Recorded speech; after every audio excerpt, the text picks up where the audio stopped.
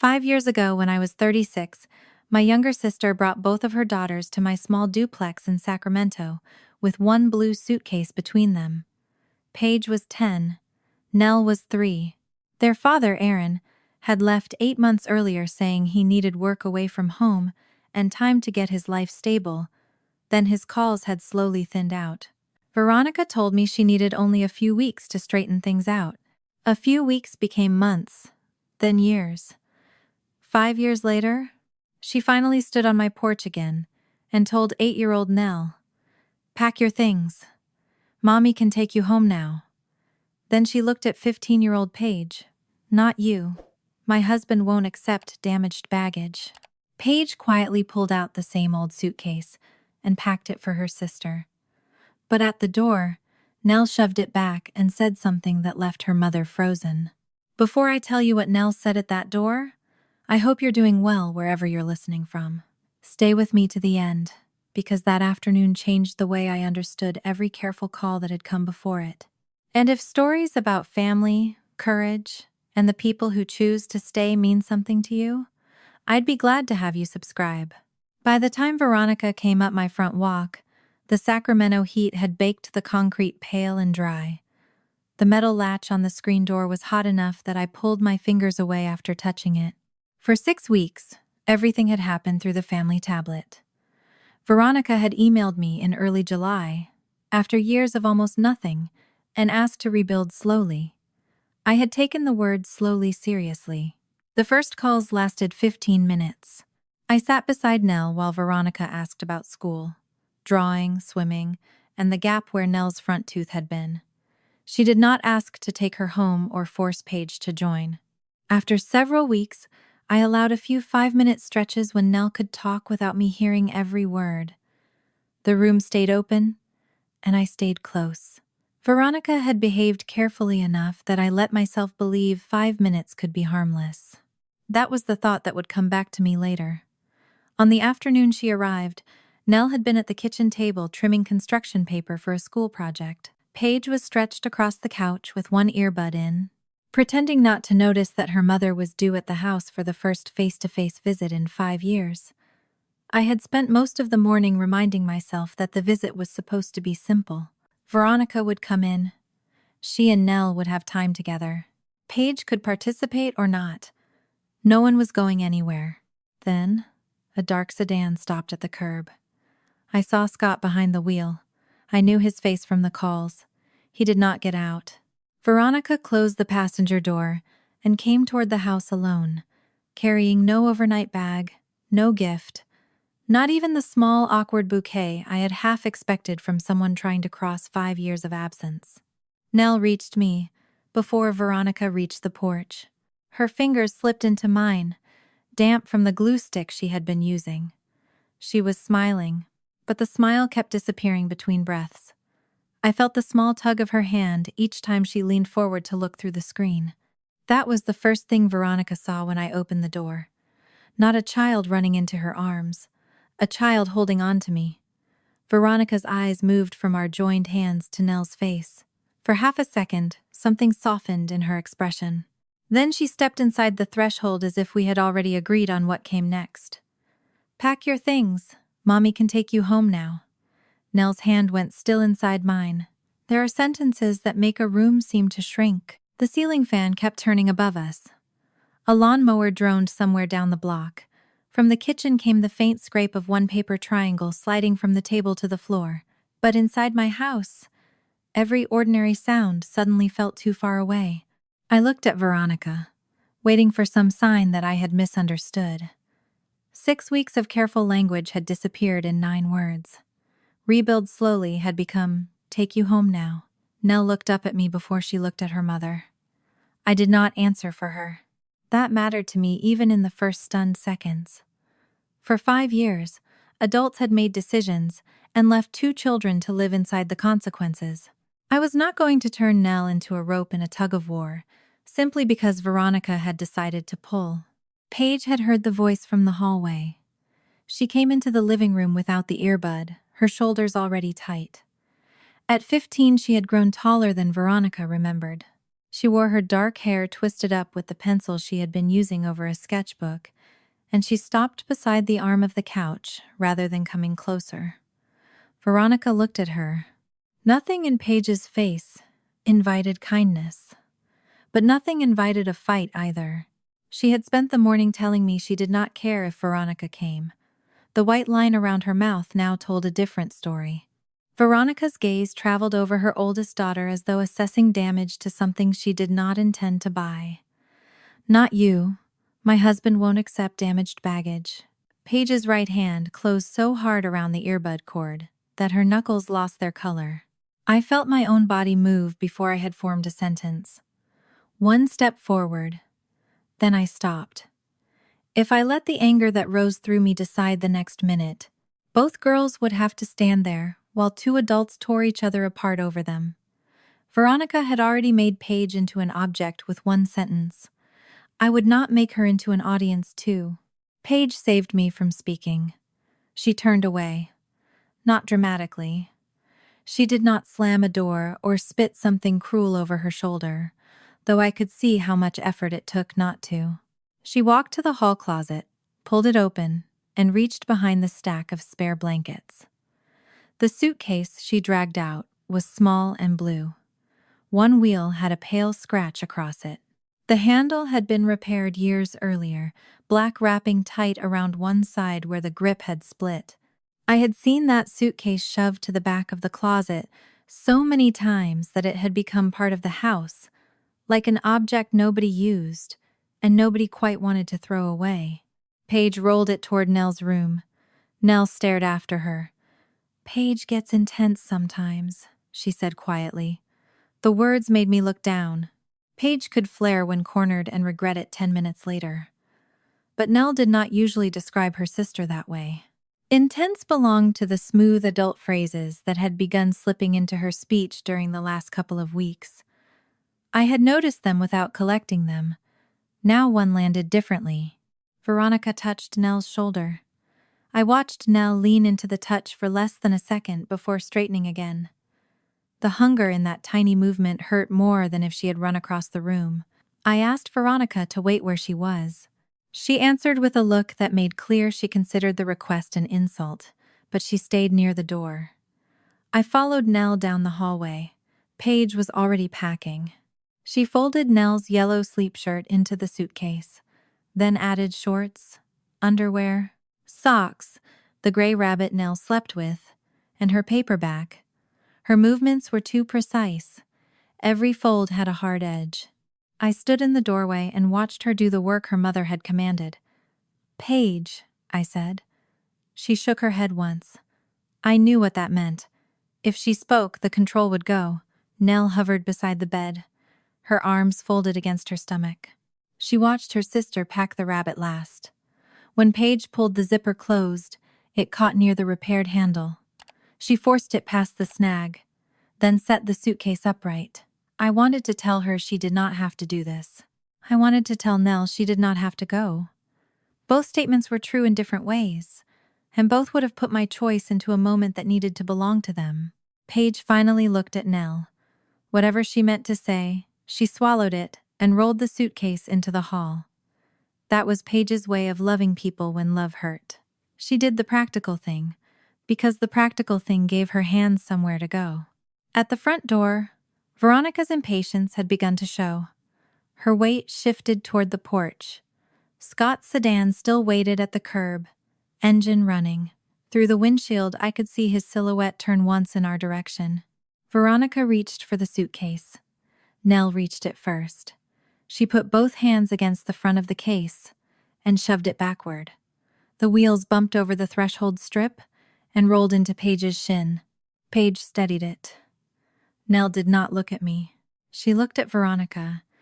"You told me to say Paige scares me. She doesn't." The sentence was barely louder than the ceiling fan. Veronica's hand remained suspended, where the suitcase handle had been. The color in her face changed slowly, beginning around her mouth. Instead of denying it, she said she had only been helping Nell find words for difficult feelings. The explanation sounded too polished. I did not question Nell. Every instinct in me wanted to ask when, how often, and what else Veronica had told her to say. But Nell was 8, trembling after refusing the mother she had spent years wondering about. She did not owe me an interview. I put one hand lightly between her shoulder blades and left it there. Veronica recovered faster than Nell did. The softness vanished.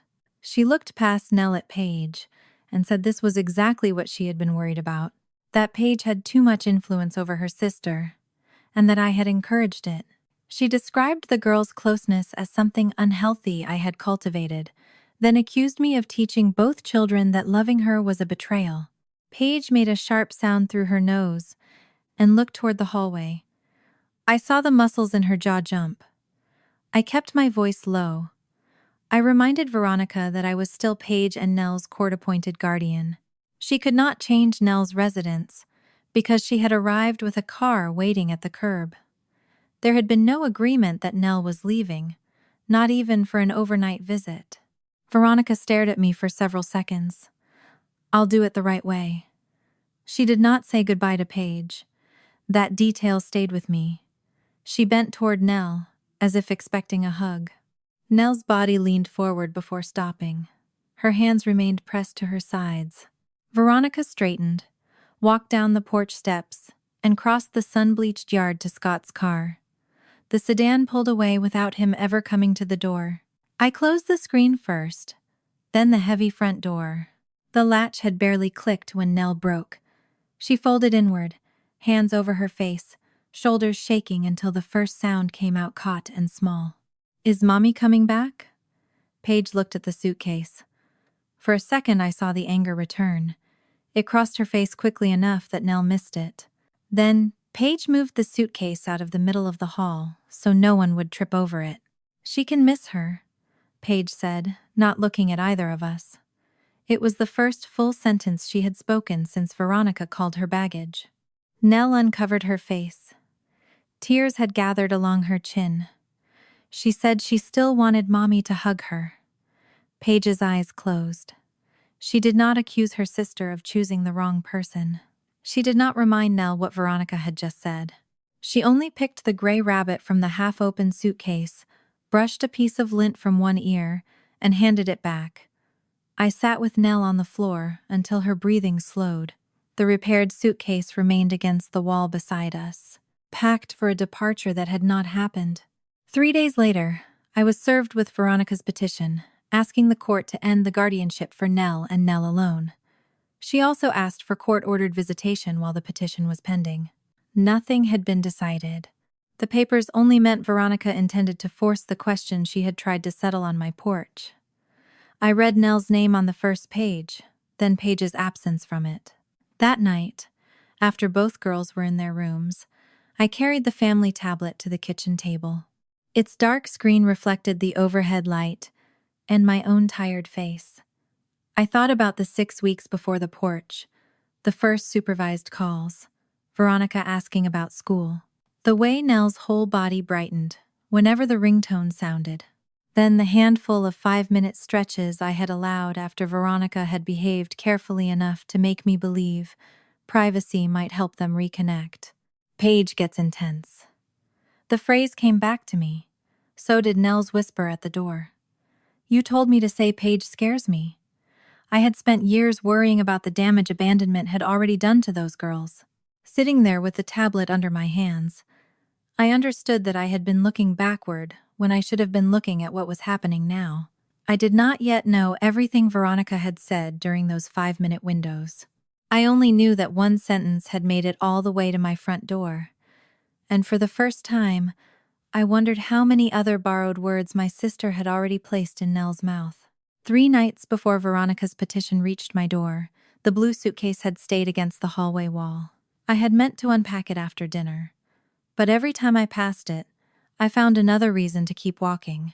Its handle was still extended, the strip of black tape around the cracked grip catching the light from the kitchen. Nell's yellow sleep shirt was still folded inside. So were the socks Paige had paired for her and the paperback she had tucked along one side. Only the gray rabbit was missing. Nell had carried it upstairs pressed beneath her chin.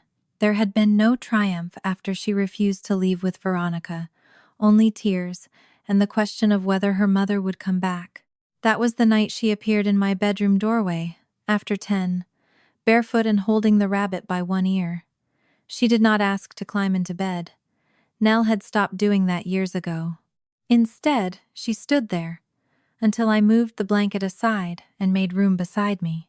For a while she picked at a loose thread near the rabbit's paw. Then she asked whether somebody could lie to you and still love you. The question was so quiet that I almost answered too quickly. I looked at her hands instead.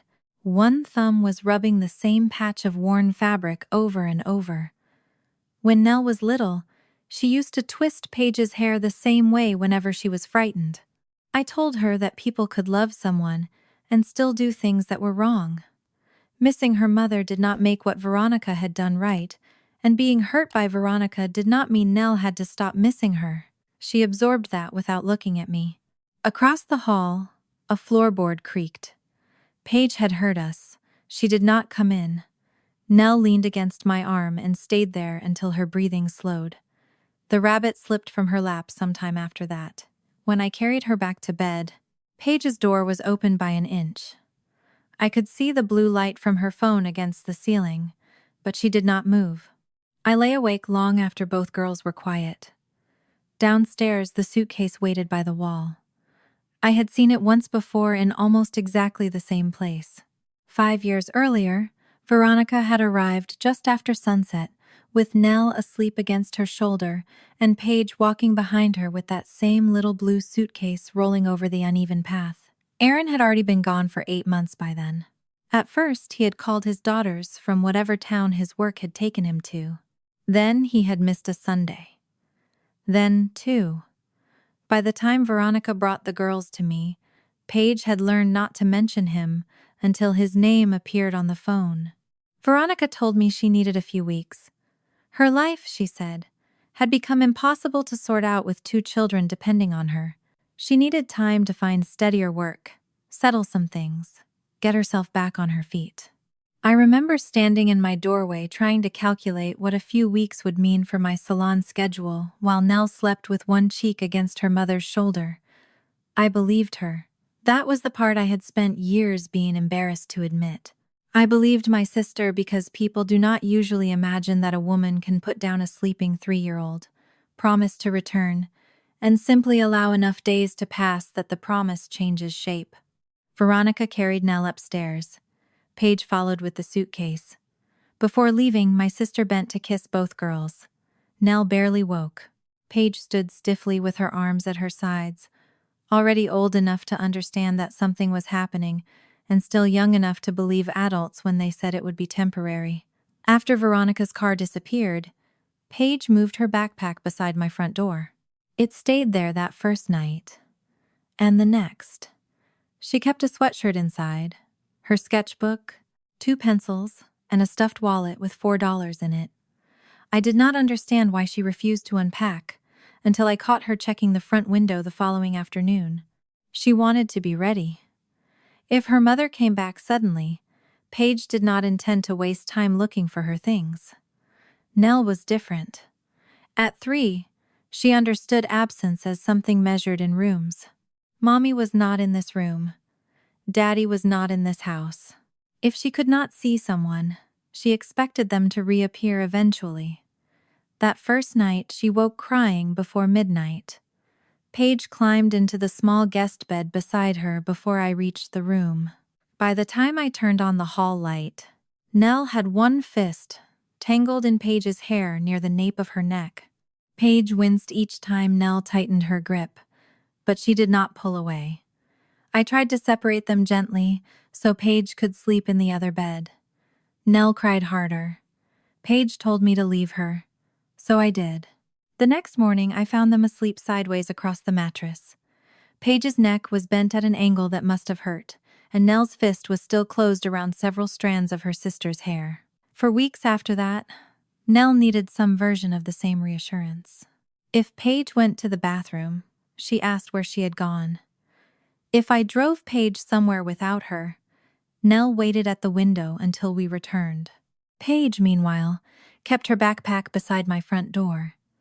The first few weeks rearranged my life in small, unglamorous ways. My salon opened at 9, but suddenly there were drop-offs to coordinate, and a 3-year-old who could not be left alone between preschool hours and closing time. I shifted appointments, lost a few regular clients who preferred mornings, learned which days another stylist could cover the last hour, and started keeping applesauce pouches in a drawer that used to hold spare receipts. I learned how to braid Nell's hair from videos because she refused to let me cut it.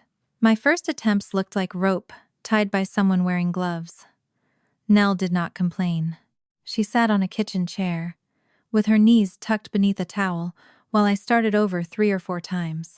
Paige watched from the table. Once, when I finally managed 2 braids that were almost even, she quietly slid a packet of smaller elastics toward me. That was as close as she came to admitting she wanted me to get it right.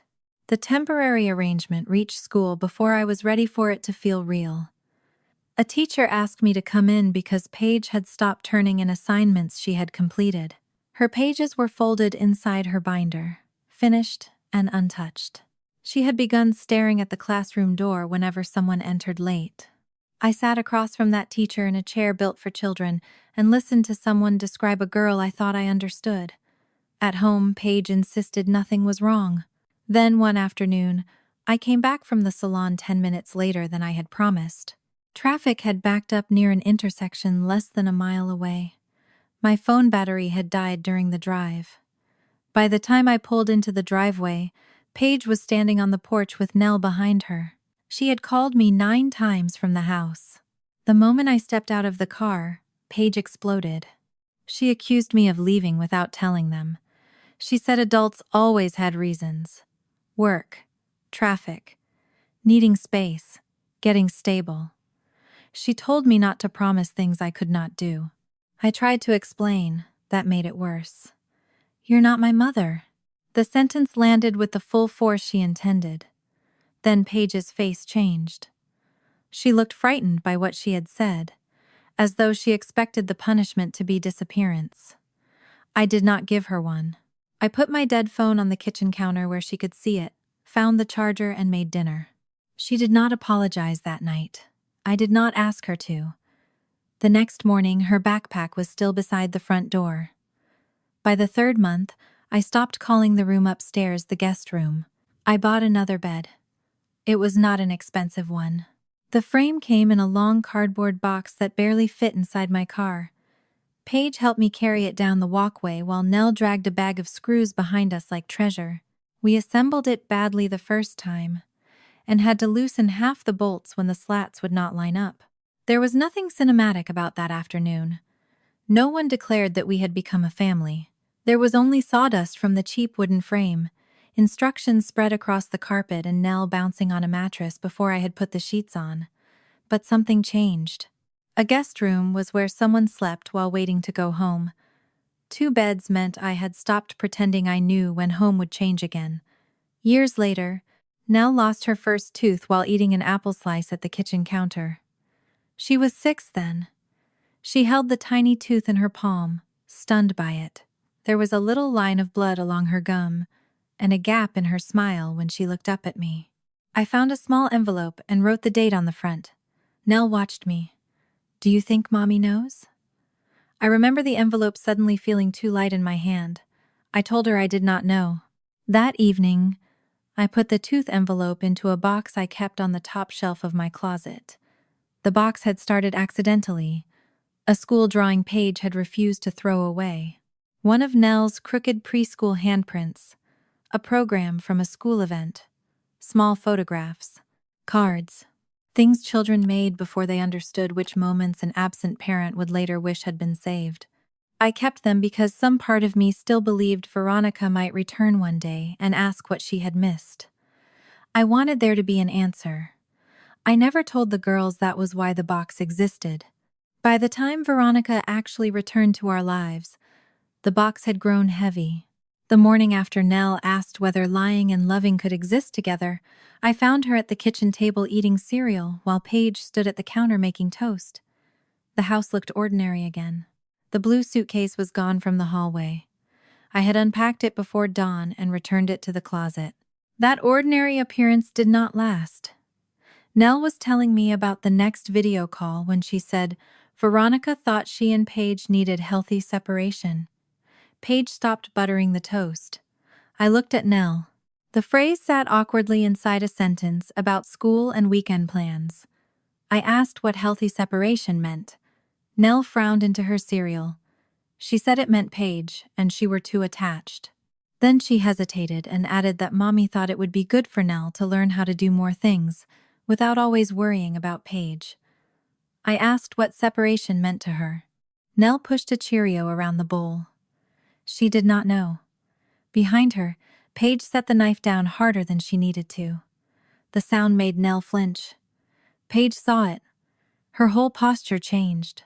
Whatever angry answer had been rising in her, she swallowed it. She picked up her toast, walked out the back door, and sat on the narrow concrete step behind the kitchen. The door clicked shut without being slammed. That mattered. It also hurt to watch, because Paige had begun monitoring her own anger, as if every sharp movement could be used to prove something about her. Later I found her outside drawing dark lines across a page. So heavily the pencil had torn through one corner. I did not tell her she needed to be more understanding. I had asked too much of her understanding for years. Instead, that evening I sat with both girls at the kitchen table. I told Nell she was allowed to miss Veronica. Wanting her mother did not mean she loved Paige less. It did not mean she was ungrateful to me. Then I told Paige she was allowed not to forgive Veronica. She was not required to become comfortable simply because Nell wanted something different. Neither girl looked at the other. I kept going. They did not have to feel the same thing to remain sisters. Nell did not owe Paige rejection of their mother. Paige did not owe Nell reconciliation. For a while, the only sound was the refrigerator motor. Then Nell rubbed the side of her bowl with one finger. She told me Veronica had asked questions during the 5-minute calls. Not many, she said. At first they had sounded ordinary. Did Paige still help her get ready for school? Did they sleep in the same room? Did Nell ever stay home from something because Paige was upset? Then, Nell repeated one I had not heard. Does Paige make you scared to leave her? I felt the back of my neck go cold. Paige lifted her head. Nell hurried to explain that she had said no. She seemed less worried by the question itself than by the possibility Paige would think she had answered it badly. I reached across the table and covered Nell's hand. I did not ask for every conversation. Not then. I told her she had done nothing wrong. The private calls ended that night. I wrote Veronica and made the boundary simple. Future contact with Nell could continue, but there would be no more stretches where an 8-year-old was alone with questions I could not hear. If contact moved beyond ordinary supervised calls, it would happen with an appropriate adult nearby or in a structured setting. I did not accuse Veronica in the message. I did not need to. By then I had heard enough to know that 5 minutes could carry more than I had imagined. Afterward, Nell followed me while I rinsed the cereal bowls. She seemed relieved that I had not canceled Veronica completely. That relief told me something I needed to remember. Nell had not chosen us over her mother at the door. She had chosen not to lie about Paige. Those were not the same thing. Before going upstairs, she stopped near the hallway and looked back at me. There was one more thing, she said. Mommy had explained why taking Nell home would be good for everyone. I turned off the faucet. Nell hugged the rabbit against her stomach. Once you come home, Paige won't have to take care of you anymore. She repeated the sentence without anger, almost hopefully, as though Veronica had described a gift for her sister. I looked past Nell toward the stairs Paige had climbed a few minutes earlier. For 5 years, I had watched those girls survive by holding on to each other. Sometimes too tightly, maybe. Sometimes in ways that came from fear instead of choice. But I had never once looked at Paige brushing Nell's hair, packing her lunch or sitting beside her after a nightmare and thought I was watching something diseased. Veronica had, Or at least she needed Nell to believe it was. That was when the question in front of me changed. I was no longer only wondering what my sister had said during those 5-minute calls. I was beginning to wonder why she needed Nell to see the person who had stayed beside her for 5 years as someone she needed to be rescued from. The question Veronica had planted in Nell stayed with me long after the kitchen went dark. Why would a mother who had been absent for 5 years return and start describing the bond between her daughters as something unhealthy? I did not have an answer yet. What I had was a court petition in my desk, a frightened 8-year-old using phrases she could not define, and a 15-year-old who had begun measuring every movement she made around her sister. 3 days after I ended the private calls, Scott phoned me. I almost let it go to voicemail. His name on the screen brought back the image of him sitting behind the windshield, while Veronica stood on my porch telling Paige she was damaged baggage. He had watched his wife walk toward 2 daughters she had not seen in 5 years, and he had never left the car. But the petition was already pending, and refusing every conversation would only make it easier for someone else to describe me as unreasonable. I answered in the living room, while Nell was upstairs, and Paige sat at the kitchen counter with her sketchbook open. Scott sounded controlled. Not cold exactly. He spoke the way people do when they believe calmness itself proves they are being fair. He said he did not want drama. He wanted what he called a safe transition for Nell while the court process moved forward. Veronica, he explained, had spent years trying to understand how to reconnect without making things worse. Now that she had finally taken a real step, he believed everyone should be careful not to punish Nell for wanting her mother. The words were sensible enough on the surface. That was what unsettled me. There was no shouting, no threat, no outrageous claim that Veronica had been forbidden from knowing where her children lived. Scott knew better than that. He knew there had been a guardianship case. He knew Veronica had received formal notice years earlier. Instead, his version was softer. Heather had made returning difficult. Paige had made returning emotionally dangerous. Veronica had wanted to rebuild but had been afraid another failed attempt would hurt Nell. The result was almost the same as saying she had been kept away, only without using a lie that could be disproved by a document. Scott talked about Nell as if she were standing on one side of a bridge and Veronica on the other, with Paige and me somehow occupying the space between them. I asked him what he meant by safe. He said Nell needed room to build a relationship with her mother without feeling responsible for Paige's reactions. At the kitchen counter, a pencil stopped scratching. I looked over. Paige had not raised her head, but I knew she was listening. Scott continued, telling me Veronica had warned him that Paige could become intense when the subject of reunification came up. According to the story he had been given, Paige had always hated the idea of her mother returning. She had once made it clear she would never allow Nell to leave with Veronica. I had turned every attempt at contact into a legal fight, and Nell had learned that wanting her mother would hurt the people she lived with. It was a clever story, because it was not made entirely from invented pieces. Paige did hate talking about Veronica now. She had said things in anger. There had been nights when she wished her mother would disappear from their lives, rather than keep appearing just often enough to reopen wounds. And I had used the law, when 2 abandoned children needed someone legally able to enroll them in school, consent to care, and provide a stable home. Veronica had taken those truths and shifted their order until cause became effect. Paige was no longer angry because her mother had abandoned her. Her anger had become the reason her mother could not come back. I heard the chair scrape across the kitchen floor. Paige stood so quickly that the edge of her sketchbook caught a glass of water. It hit the floor before I could reach it. The glass did not shatter, but water spread beneath the table and soaked the corner of her sketchbook. Paige stared down at it. Then she kicked the chair backward. It struck the cabinet with a crack. Nell appeared at the top of the stairs. Paige saw her. The anger left her face almost instantly, replaced by something worse: shame. She bent to pick up the glass and knocked her shoulder against the counter in her hurry. I ended Scott's call before the situation became another scene Paige would later hate herself for. Nell came down 2 steps and stopped. Paige did not look at her. She grabbed a dish towel, pressed it onto the water, then carried her wet sketchbook toward the hallway. The bedroom door slammed hard enough to shake the framed photograph beside it. There it was. The 20% Veronica needed. If someone had walked into my house at that exact moment with no history, they would have seen a 15-year-old lose her temper because someone questioned her relationship with her sister. They would not have seen the 5 years behind the sound. They would not have known about the backpack beside the door, the missed birthdays, the calls that stopped coming, or the woman who had returned only to tell one daughter she was too damaged to take home. Anger was real. Danger was a story built around it. I dried the floor while Nell stood nearby watching the closed hallway door.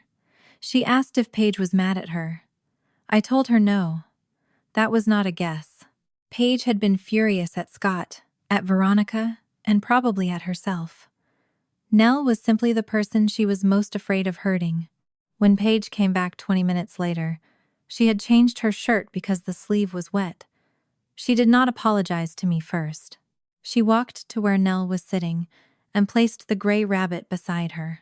No speech, no demand that Nell understand. Just the rabbit. Nell leaned against Paige's side for a few seconds, and Paige let her. Later that afternoon, Scott called again. This time, I stepped onto the back patio so the girls would not have to listen. I told him exactly what Veronica had said at the door. There was a pause long enough that I heard traffic passing somewhere on his end. Then he said, "I never called her baggage." I believed that part immediately, not because Scott had earned my trust, but because his surprise did not sound rehearsed. He also clarified something that mattered. When he waited in the sedan that afternoon, he believed Veronica was going inside for the first face-to-face visit we had agreed to. She had told him she wanted the reunion itself to be between mother and daughter. He knew she hoped to rebuild with Nell first, but he had not known she planned to announce an immediate move at my front door. That did not make him innocent. He admitted he had talked to Veronica about Paige. He had seen angry texts and heard stories about slammed doors, accusations, and years of hostility. He told Veronica he did not know whether he could bring that much anger into his house all at once. That was different from damaged baggage. It was also not innocent. Scott had been given one version of Paige and had accepted it without ever meeting the girl.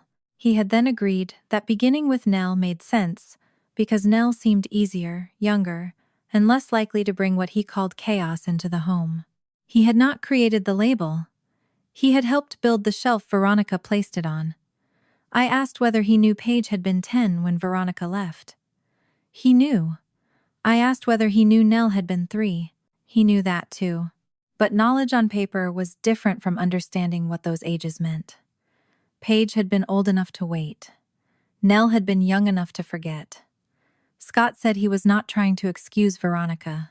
He believed she had made terrible mistakes, but the way he spoke still placed those mistakes safely in the past, while Paige's anger existed inconveniently in the present. That was the imbalance I could not ignore. Adults were allowed to abandon children, and later describe themselves as changed. Children were expected to recover quietly enough to make that change comfortable. Before we ended the call, Scott told me Veronica had always said Paige rejected her from the beginning. The sentence stayed with me. From the beginning. I had lived in that beginning. I remembered Paige waiting beside the front window. I remembered the packed backpack. I remembered how long she jumped at the sound of a car stopping outside. Whatever Paige had become later, hatred was not where she had started. That evening, another name appeared on my phone. Aaron. For several seconds, I only looked at it. There are people who leave so completely that seeing their name again feels less like contact and more like finding an object from a house you no longer live in. Aaron had been gone before Veronica left the girls with me. He had taken work out of town, promised the distance would be temporary, then reduced fatherhood to occasional calls until even those became unreliable. When I later sought legal guardianship, he had not been impossible to find. He had been notified. He knew where his daughters lived. He had simply decided not to contest the arrangement. His message said Veronica had contacted him and told him she was trying to make things right. Aaron hoped I could be reasonable and not turn the situation into another fight. The word irritated me more than the rest. It implied a history in which I had spent years battling two devoted parents for children who wanted to go home. That was not what had happened. I called him because I wanted to hear how far he was willing to take the story when he had to say it directly to me.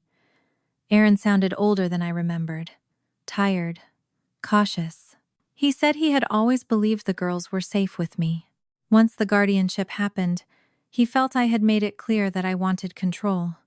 Fighting me, he said, would only have destabilized Paige and Nell further.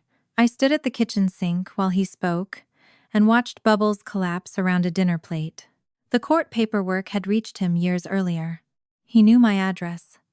He had my number. There had never been a locked gate around my house. He was describing his own decision to stay away, as if it had been a sacrifice he made for the girls.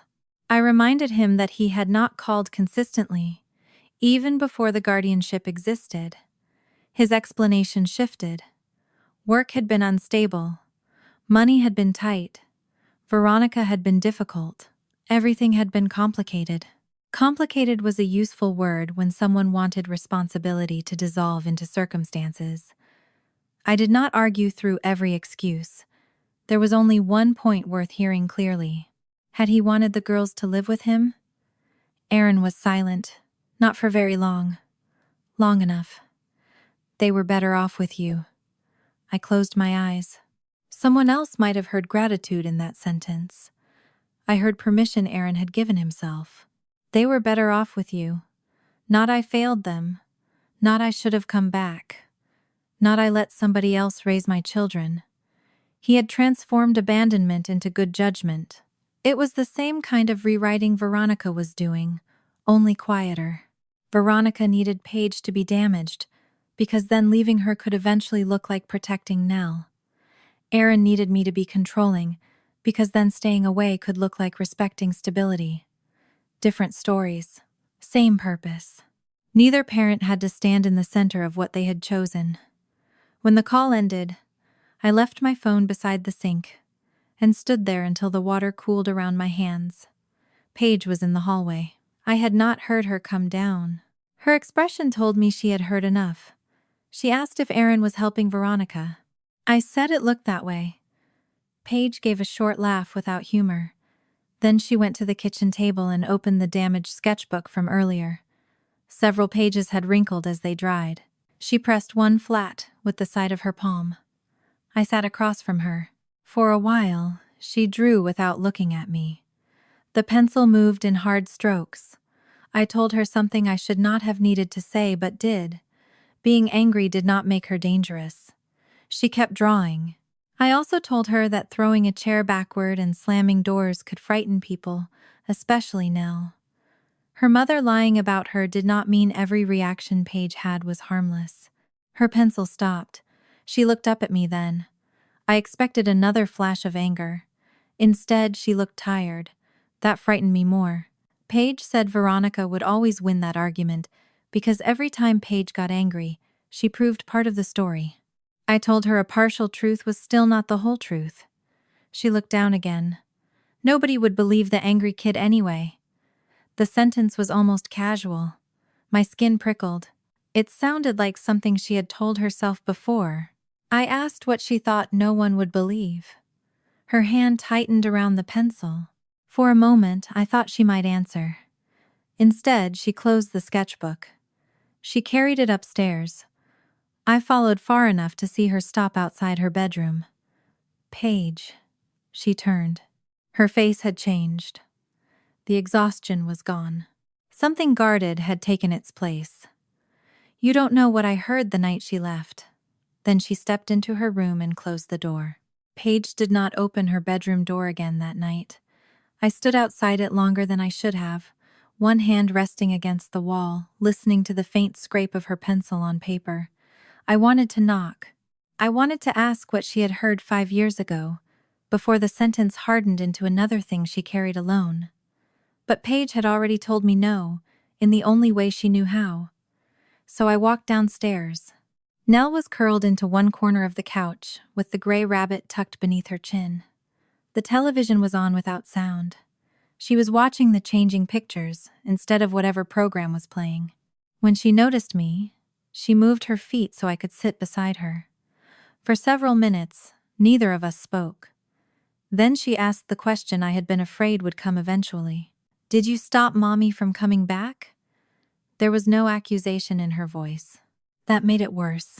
She looked genuinely uncertain, as though two completely different versions of her childhood had been placed in front of her, and she had no idea which one belonged to her. I turned off the television. I had spent 5 years choosing softer words around Veronica. I had called her overwhelmed. I had said she was struggling.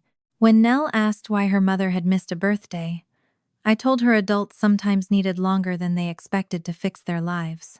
When she asked whether Veronica knew where we lived, I had changed the subject often enough that eventually Nell stopped asking. At the time, every softened answer had felt protective. Looking at her now, I could see what all that softness had created: empty space, and Veronica had returned ready to fill it. I told Nell there were things about those first months I had not explained clearly enough. She sat straighter. I did not start with court papers. I started with the part a child could understand. Her mother had not been kept away from my house. I had called Veronica after the first week, then again after the second. I had sent messages when Paige asked whether she was coming back. I had told Veronica when Nell got sick that first winter. I had waited through promises that shifted from Friday to next week, then from next week to when things settled down. Nell watched my face as if she were checking every word against something she had already been told. I explained that when a few weeks became more than a month, I began running into problems ordinary affection could not solve. I could make breakfast and braid hair, but schools and doctors needed paperwork. Children could not live indefinitely inside a promise that someone might return. So I asked the court for temporary guardianship while things were sorted out. Later, after notice had been sent to both Veronica and Aaron, after the required investigation and hearing, the court made the guardianship longer term in early 2022. Neither of their parents had appeared to fight me for them. I kept that last sentence simple. There were details Nell did not need. Legal words could make abandonment sound clinical when there had been nothing clinical about a 3-year-old waking in the night and searching for her mother. Nell looked down at the rabbit. "Mommy said you made it legal so she couldn't get us." The room seemed to narrow around that sentence. I had expected Veronica to blame me. I had not expected Nell to have carried the accusation quietly, until now. I told her the guardianship gave me permission to do the things somebody raising 2 children had to be able to do: enroll them in school, authorize care, keep a stable address, and make day-to-day decisions. It had never erased Veronica or Aaron from being their biological parents. I had never asked it to. Nell's fingers tightened around the rabbit. She wanted to know why I had never told her any of this. I could have defended myself. I had dozens of reasons ready. She had been 3 when it began. 4 when the first birthday passed without Veronica. 5 when questions became harder. 6 when I started realizing she had built an imaginary version of her mother from photographs and half-memories. Every year I had thought she was still too young for one more painful fact. But reasons were not the same as answers. I told her I had believed knowing less would hurt less. The expression on her face changed. Not dramatically. Nell rarely exploded. Her eyes simply filled. Everybody knew, except me. The words were small enough that I almost wished she had shouted them. She slid off the couch and stood, clutching the rabbit against her chest. I told her she had not been stupid for believing what she believed. That was when she started crying. She said she used to think Mommy had lost her way home. Not literally.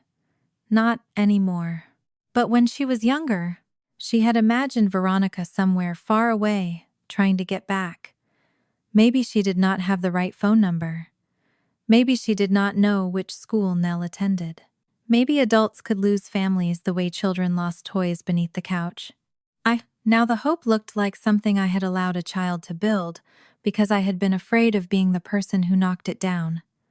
Paige appeared at the edge of the hallway. She must have heard enough to understand what we were discussing.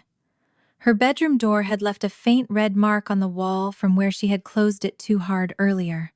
Her eyes went from Nell to me. Then Paige asked whether I had finally told her. The sharpness in her voice made Nell wipe her cheeks. I told Paige I was trying to tell the truth in a way Nell could carry. Paige crossed her arms. For years, I had told both girls some version of the same thing. Their mother had been struggling. Their mother was not ready. Their mother needed time. Paige had heard those phrases differently because she remembered more. Now she said that every time I told Nell their mother had been struggling, I had made Veronica sound like someone life had happened to, instead of someone who had made choices. The accusation hit because there was truth in it. Paige reminded me how often I had corrected her when she called Veronica selfish in front of Nell. I had told her not to poison her sister against their mother. She was right about that too. I had believed I was protecting Nell from Paige's anger. I had not considered that I might also be teaching Paige that the truth she remembered was too ugly to be spoken. Paige's face flushed as she talked. Her words came faster. She said Veronica now had room to return and tell Nell whatever version she wanted, because I had spent 5 years sanding the edges off what happened. A ceramic coaster sat on the side table beside her. Paige picked it up, realized she was squeezing it, then deliberately put it back down. That tiny movement mattered more to me than an apology. She was angry. She was also trying. I told her she was right about one thing. I had protected Veronica's image more than I understood. Paige's expression shifted, as if she had been ready for resistance, and did not know what to do when it failed to arrive. I did not tell her I had done it for them. That would have turned my intention into an excuse. I told both girls that I had made a mistake. Silence had not protected them from the past. It had only made the past easier for someone else to rewrite. Nell sat down again. Paige remained standing. The three of us stayed like that until the room felt less fragile. Then I remembered the box. It was on the top shelf of my bedroom closet behind a stack of winter blankets we barely used in Sacramento. I had not opened it in months. When I carried it downstairs, Nell recognized the faded cardboard before I placed it on the coffee table. She had seen me add things to it over the years, but had never known everything inside. I lifted the lid. The first thing on top was the envelope from her first lost tooth. Her name and the date were written in my handwriting. Beneath it lay a preschool handprint on orange construction paper, the paint cracked slightly where the paper had bent. There were school pictures, a program from one of Paige's performances, birthday cards, drawings, and small invitations that had accumulated because I could never bring myself to throw away evidence of days their mother had missed. None of it was a legal case. It was a childhood. Nell took out the tooth envelope and held it carefully between both hands. I told her why I had kept those things. Not because I wanted to replace Veronica. Because for years I thought Veronica might come back one day and ask what had happened while she was gone. I wanted to be able to show her. Nell picked through the box slowly. A drawing from kindergarten showed 3 figures beneath an enormous yellow sun. One was Paige. One was me. One was a woman with long brown hair standing slightly apart. Mommy was written above her in uneven letters. I remembered that picture. Nell had asked if we could mail it. I had kept it after a message to Veronica went unanswered. Paige sat down on the floor across from the box. She pulled out an old-school program, stared at it for a few seconds, and put it back. I noticed several birthday notes and invitations mixed among the keepsakes, things Paige had written when she was younger. I did not open them. Not yet. They belonged to another part of the story Paige still had not chosen to tell. The box was not proof that I had done everything right. If anything, it showed how much of their childhood I had quietly preserved while refusing to describe why preservation was necessary. But Nell understood something from it. I had never tried to erase Veronica. There was no empty space in the box where her mother should have been. Her absence was everywhere. That afternoon, Nell helped me put the items back one at a time. She kept the tooth envelope in her lap until the end. When I returned the box to my closet, my phone showed a new message from Veronica. She wanted to see Nell in person. The petition was still pending.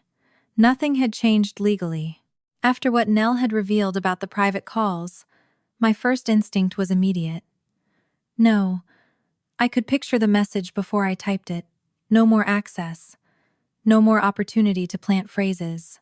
No more making an 8-year-old responsible for repairing an adult's image. But when I went downstairs, Nell was sitting at the kitchen table waiting.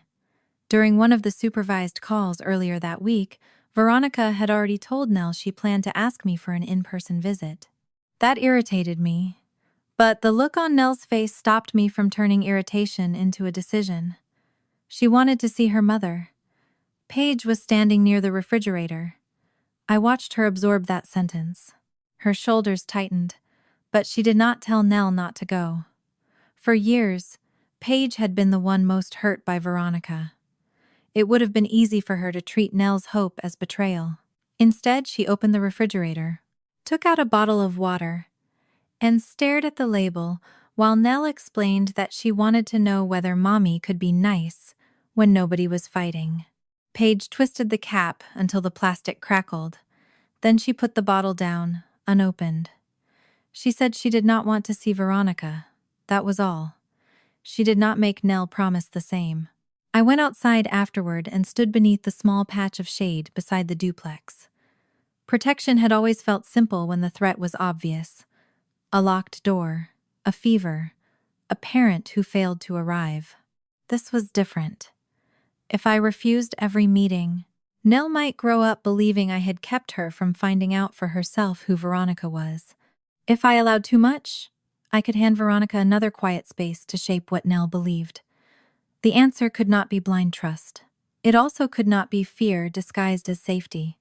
So, I wrote Veronica back. There would be no unsupervised visit. No car ride away from the location. No overnight stay. No private room where Nell could be questioned without another adult nearby. If Veronica wanted contact while the petition remained unresolved, the first visit could be a structured daytime meeting.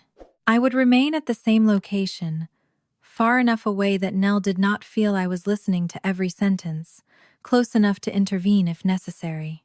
If contact continued, I was willing to consider a neutral family therapist or appropriate supervisor. Veronica did not like the conditions. Her answer was restrained, but I could feel the resentment beneath it. She agreed anyway. That night, Paige helped Nell untangle her hair after a shower. I watched from the hallway as Paige worked through a knot near the back, holding the hair above it so the comb would not pull Nell's scalp. Neither girl was talking. They did not need to. A few hours earlier, Nell had said she wanted to spend time with the woman who had called Paige damaged baggage, and Paige was still careful not to hurt her while brushing out a knot. That was the part Veronica seemed determined to reinterpret. She looked at dependency and saw pathology. I looked at those two girls and saw something messier. Fear had shaped their closeness. Abandonment had forced Paige to carry more responsibility than a 10-year-old should have carried.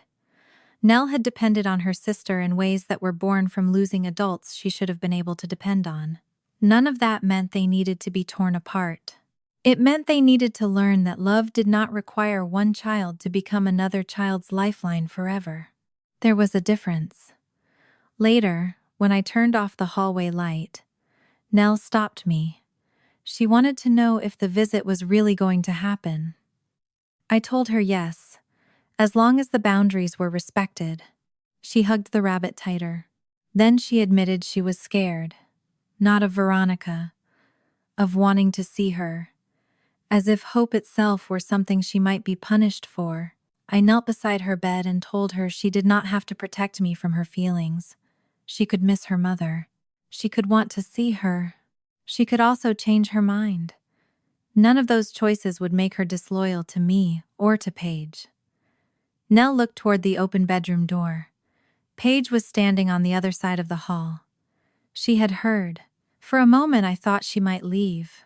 Instead, she gave Nell a small nod and went back into her room. The following morning, Nell asked again when the visit would be. Her excitement had already begun competing with her fear. I watched her count the days on the kitchen calendar and understood the cost of the decision I had made. Protecting a child was easy to describe when protection meant keeping danger outside. It was harder when the child still loved the person who had hurt her. Nell did. After everything, she still wanted to see her mother. And I had to decide whether being the person who protected her meant keeping Veronica away from her, or standing close enough to catch Nell, if letting her go near her mother hurt her again. On the morning of Nell's first supervised visit with Veronica, she changed her clothes 4 times. I knew because every discarded outfit appeared on the end of her bed in a different stage of rejection. The blue dress was too fancy. The shorts made her look too little. A yellow shirt had a stain near the hem that no one else would have noticed. By 9 o'clock, Nell stood in front of the mirror wearing jeans and a pale lavender top, tugging nervously at the sleeves. She asked whether Veronica would like her hair down. I was about to answer when Paige appeared in the doorway. Paige had spent the previous 2 days acting as though the visit were simply another item on the family calendar. She had not complained. She had not asked what Veronica planned to do with Nell during the 2 hours we had agreed on. She had not tried to change her sister's mind. That morning, though, I noticed she had been awake before I was. She took the brush from Nell's hand and motioned for her to sit. Nell obeyed. Paige worked through the tangles slowly, starting at the ends the way I had taught her years earlier. She divided the hair, smoothed it back, and tied half of it with a small lavender elastic that almost matched the shirt. Neither girl spoke for a while. I stood outside the room pretending to fold towels. Nell finally admitted she was afraid Paige would be upset if she had fun. The brush stopped. Paige looked at her sister through the mirror. "If you want to go, go. You don't owe me staying."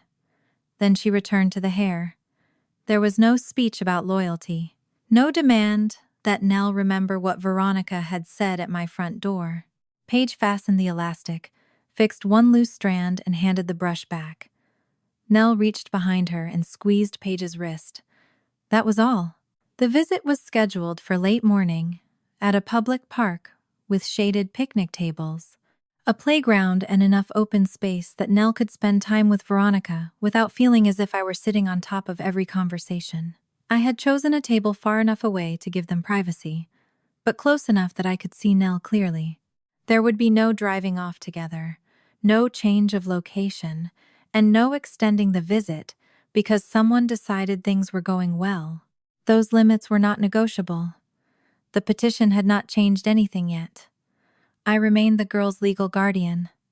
The visit was contact, not a transition. When we arrived, Veronica and Scott were already there. Scott stood when he saw us. He did not approach Nell quickly or reach for her. He stayed beside the table and let Veronica move first. For once, my sister did not arrive with a decision already made. She waited. Nell stopped beside me. Her hand found mine automatically, just as it had on the porch. Veronica noticed. I saw it in the brief movement of her eyes, but she did not comment. Instead, she crouched until she was closer to Nell's height and told her she liked the lavender shirt. Nell looked down at herself, then toward Paige's empty place beside us, as if remembering who had helped choose everything that morning. I reminded Veronica of the end time and where I would be sitting. She gave a small nod. Scott did the same. Then I walked away. Every instinct in me resisted those first 30 steps. For 5 years, I had learned to solve discomfort by moving closer. A nightmare meant sitting beside a bed. A panic attack meant lowering my voice and staying visible. A school problem meant showing up. Even when I could not fix something, I could be physically present. Now, protecting Nell required distance measured almost absurdly in picnic tables. I sat beneath a tree where I could see them without hearing every word. For the first few minutes, Nell barely moved. Veronica did most of the talking.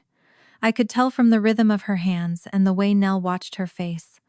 Scott stayed slightly apart, neither inserting himself nor disappearing completely. Then something shifted. Nell smiled. Not the careful smile she used around adults when she wanted them to know she was behaving. A real one. She covered her mouth with one hand and laughed at something Veronica said. My chest tightened. I had imagined that moment differently for years. Sometimes I had imagined feeling relieved if Veronica ever came back and made the girls happy. Other times, on bad nights, I had imagined resenting her for getting to walk into a childhood I had carried through fevers, school mornings, broken sleep, and unpaid salon hours. The truth was less clean. Watching Nell laugh with her mother hurt, and I was glad she was laughing. Both things fit inside me at once. After a while, Veronica took a small paper bag from beside her chair. My body tensed until I saw what she pulled from it. A set of colored pencils. Nothing extravagant. Nell loved drawing, and Veronica remembered that from the video calls. She did not present the pencils like a bribe. She opened the box with Nell, tested a color on a scrap of paper, and let her daughter choose which ones she liked. Later, they walked toward the playground together. I stood but did not follow. Scott noticed and came only close enough that we could speak without raising our voices. He said he appreciated me allowing the visit. I told him it was not something I had done for Veronica. He accepted that. There was no argument. For several minutes, we watched Nell climb onto one of the lower structures, while Veronica stood beneath her. The way my sister lifted her hands each time Nell leaned too far was automatic, protective. It would have been easier if everything Veronica did looked false. It did not. That was what made the afternoon difficult. At one point, Nell came down holding one of her shoelaces in her hand. Veronica knelt and tied it. It was a small act. I had probably tied Nell's shoes hundreds of times. Paige had done it too when Nell was younger. No one had ever stopped to mark those moments, because caretaking is mostly made of actions too ordinary to remember. But I watched Veronica double knot the lace and smooth the cuff of Nell's jeans afterward. For a few seconds, she looked exactly like what Nell wanted her to be. Her mother. When they returned to the picnic table, Scott asked Nell about school. He did not interrogate her about Paige, or ask whether she wanted to move. He listened while Nell described a class project and admitted he did not understand one of the things she was explaining. Nell corrected him with the patient seriousness children use when adults reveal ignorance. He smiled. Nothing about the exchange felt dangerous. That mattered too. I had spent the last week trying not to turn every person associated with Veronica into an enemy. Scott had accepted a version of Paige he had never verified. That was his failure. But Nell did not need me glaring across a table while she tried to decide whether she liked him. Toward the end of the visit, Veronica surprised me. She remembered the name Nell had given a stuffed rabbit during one of the early video calls. Not just rabbit. Marbles. Nell had called him that at 4 because the fabric eyes reminded her of glass marbles she had seen in one of Paige's games. Even I had forgotten when the name started. Veronica remembered. Nell's entire face changed. For an 8-year-old who had spent years wondering whether her mother knew anything about her, one remembered detail carried more weight than it should have had to. She talked about marbles for the rest of the visit. I watched Veronica actually listen, and against everything I had taught myself not to expect, a small part of me wondered whether this could become something better than what had happened on my porch. Not suddenly, not safely yet, but eventually, when the agreed time ended, Veronica did not ask for another hour. She hugged Nell only after Nell moved toward her. The hug lasted several seconds. Nell's eyes closed. I looked away, not because I disapproved, because there are moments in a child's life that feel private, even when you are responsible for keeping them safe. On the drive home, Nell talked almost without stopping. She told me about the colored pencils, the shoelace, a joke Veronica had made about one of Scott's terrible sandwiches, and how Mommy remembered marbles. Mommy. She had always called Veronica that. Even through the years when the word described an idea more than a person, now it sounded anchored to something that had happened. Nell held the colored pencil box on her lap, like it might disappear if she put it down. At a red light, I watched her in the rearview mirror. She was glowing. I swallowed whatever selfish ache rose with that sight. A child getting something she had wanted for years was not a loss for me. I repeated that to myself until I believed it. When we reached home, Paige was sitting at the kitchen table. She looked up as Nell rushed inside. I saw the question in Paige's face before Nell answered it. Yes, she had enjoyed herself. Nell spread the colored pencils across the table and told Paige every detail. Veronica remembered marbles. Scott had not been weird. Mommy knew which purple pencil Nell would like before Nell picked it. Paige listened. Her expression tightened once when Nell called the afternoon perfect, but she did not challenge the word. Instead, she tested one of the pencils on the corner of Nell's school paper and told her it was a good set. That kindness cost her something. I knew because when Nell ran upstairs to find marbles, Paige stayed behind. She stared at the pencils. Then she pushed them into a neat line one by one, arranging them from pale yellow to dark brown. I did not tell her she needed to be happy for Nell. She already knew. What she needed was permission not to be. I told her the visit had gone well. Paige nodded. She asked whether Veronica had said anything about her. I said no. The answer appeared to hurt and relieve her at the same time. She went back to arranging the pencils. That evening, after Nell had finally stopped repeating details from the visit, my phone vibrated. Veronica had sent me a message. I expected a complaint about the restrictions or a request for the next visit. Instead, she wrote that she knew I had carried responsibilities she should have carried herself. She said she understood I had rearranged my life for Paige and Nell while she was gone, and that she had no right to expect me to trust her, simply because she wanted to return now. I read the message twice. There were things missing. No acknowledgement of calling Paige damaged baggage. No apology for asking Nell leading questions during the private calls. No recognition that she had petitioned for one daughter and not the other. But it was still more accountability than Veronica had offered me in years. I did not reward it with forgiveness. I wrote back that change would have to be shown over time. She replied that she understood. Then nothing else came. No argument. No manipulation. For the first time since she returned, I went to bed without replaying a confrontation. The next few days were almost peaceful. Nell used the colored pencils every afternoon. Paige eventually borrowed the black one for a sketch and returned it sharpened.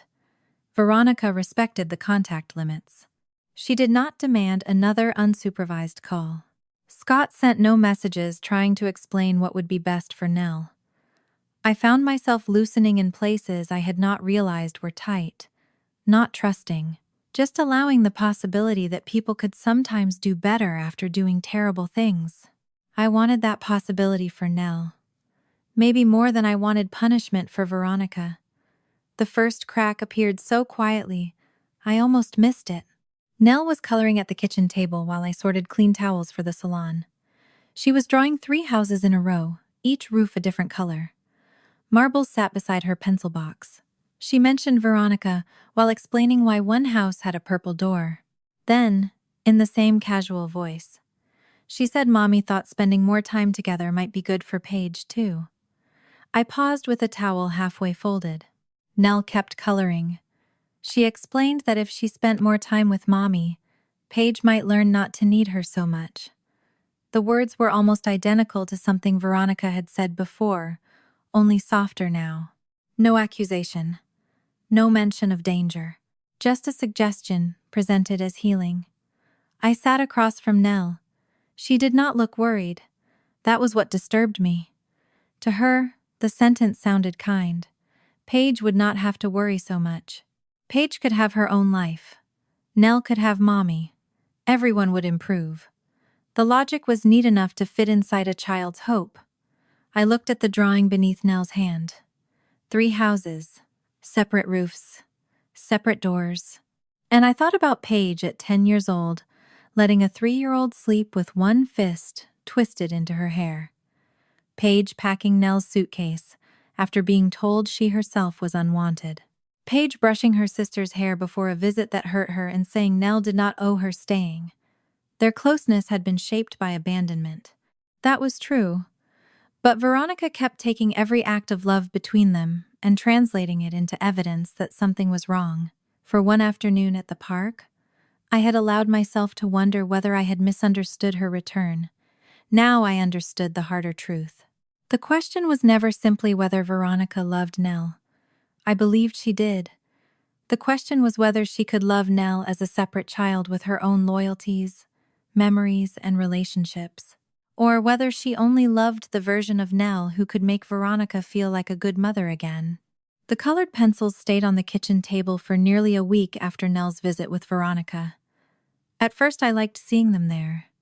They were proof that the afternoon at the park had contained something good. Nell used them for homework, for drawings she taped to the refrigerator, and for a picture of marbles wearing a crown that made Paige laugh despite herself. For a few days, I could almost believe we had found a narrow path through the mess. Veronica respected the limits I had set. Nell stopped asking whether liking her mother would upset us. Paige did not interfere with the contact. Then the language started changing again. It happened over breakfast.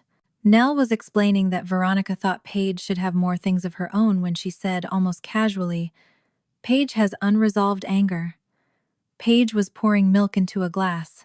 The carton stopped halfway. I looked at Nell. She had used the phrase with the same confidence she used when naming colors or telling me which teacher supervised recess. I asked what unresolved meant. Nell's spoon paused above her cereal. Her confidence disappeared.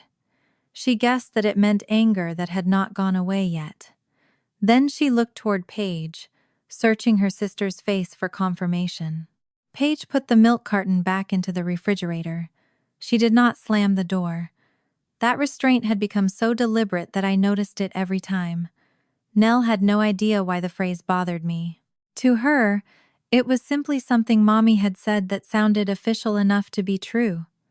The same adult vocabulary had returned in different forms. Healthy separation, Paige gets intense, unresolved anger. Each phrase borrowed something real. Paige did have anger that had not disappeared, and Nell sometimes watched her moods too carefully. That was why the language worked.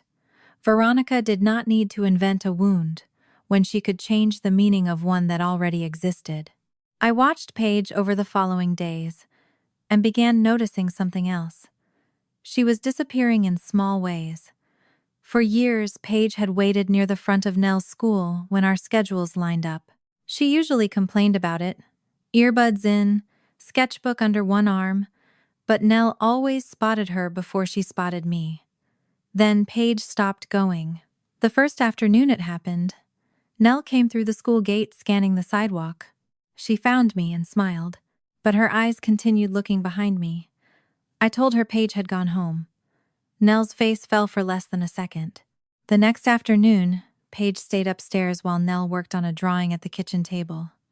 Normally, Paige would eventually wander down, steal a pencil, or correct some tiny detail just to annoy her.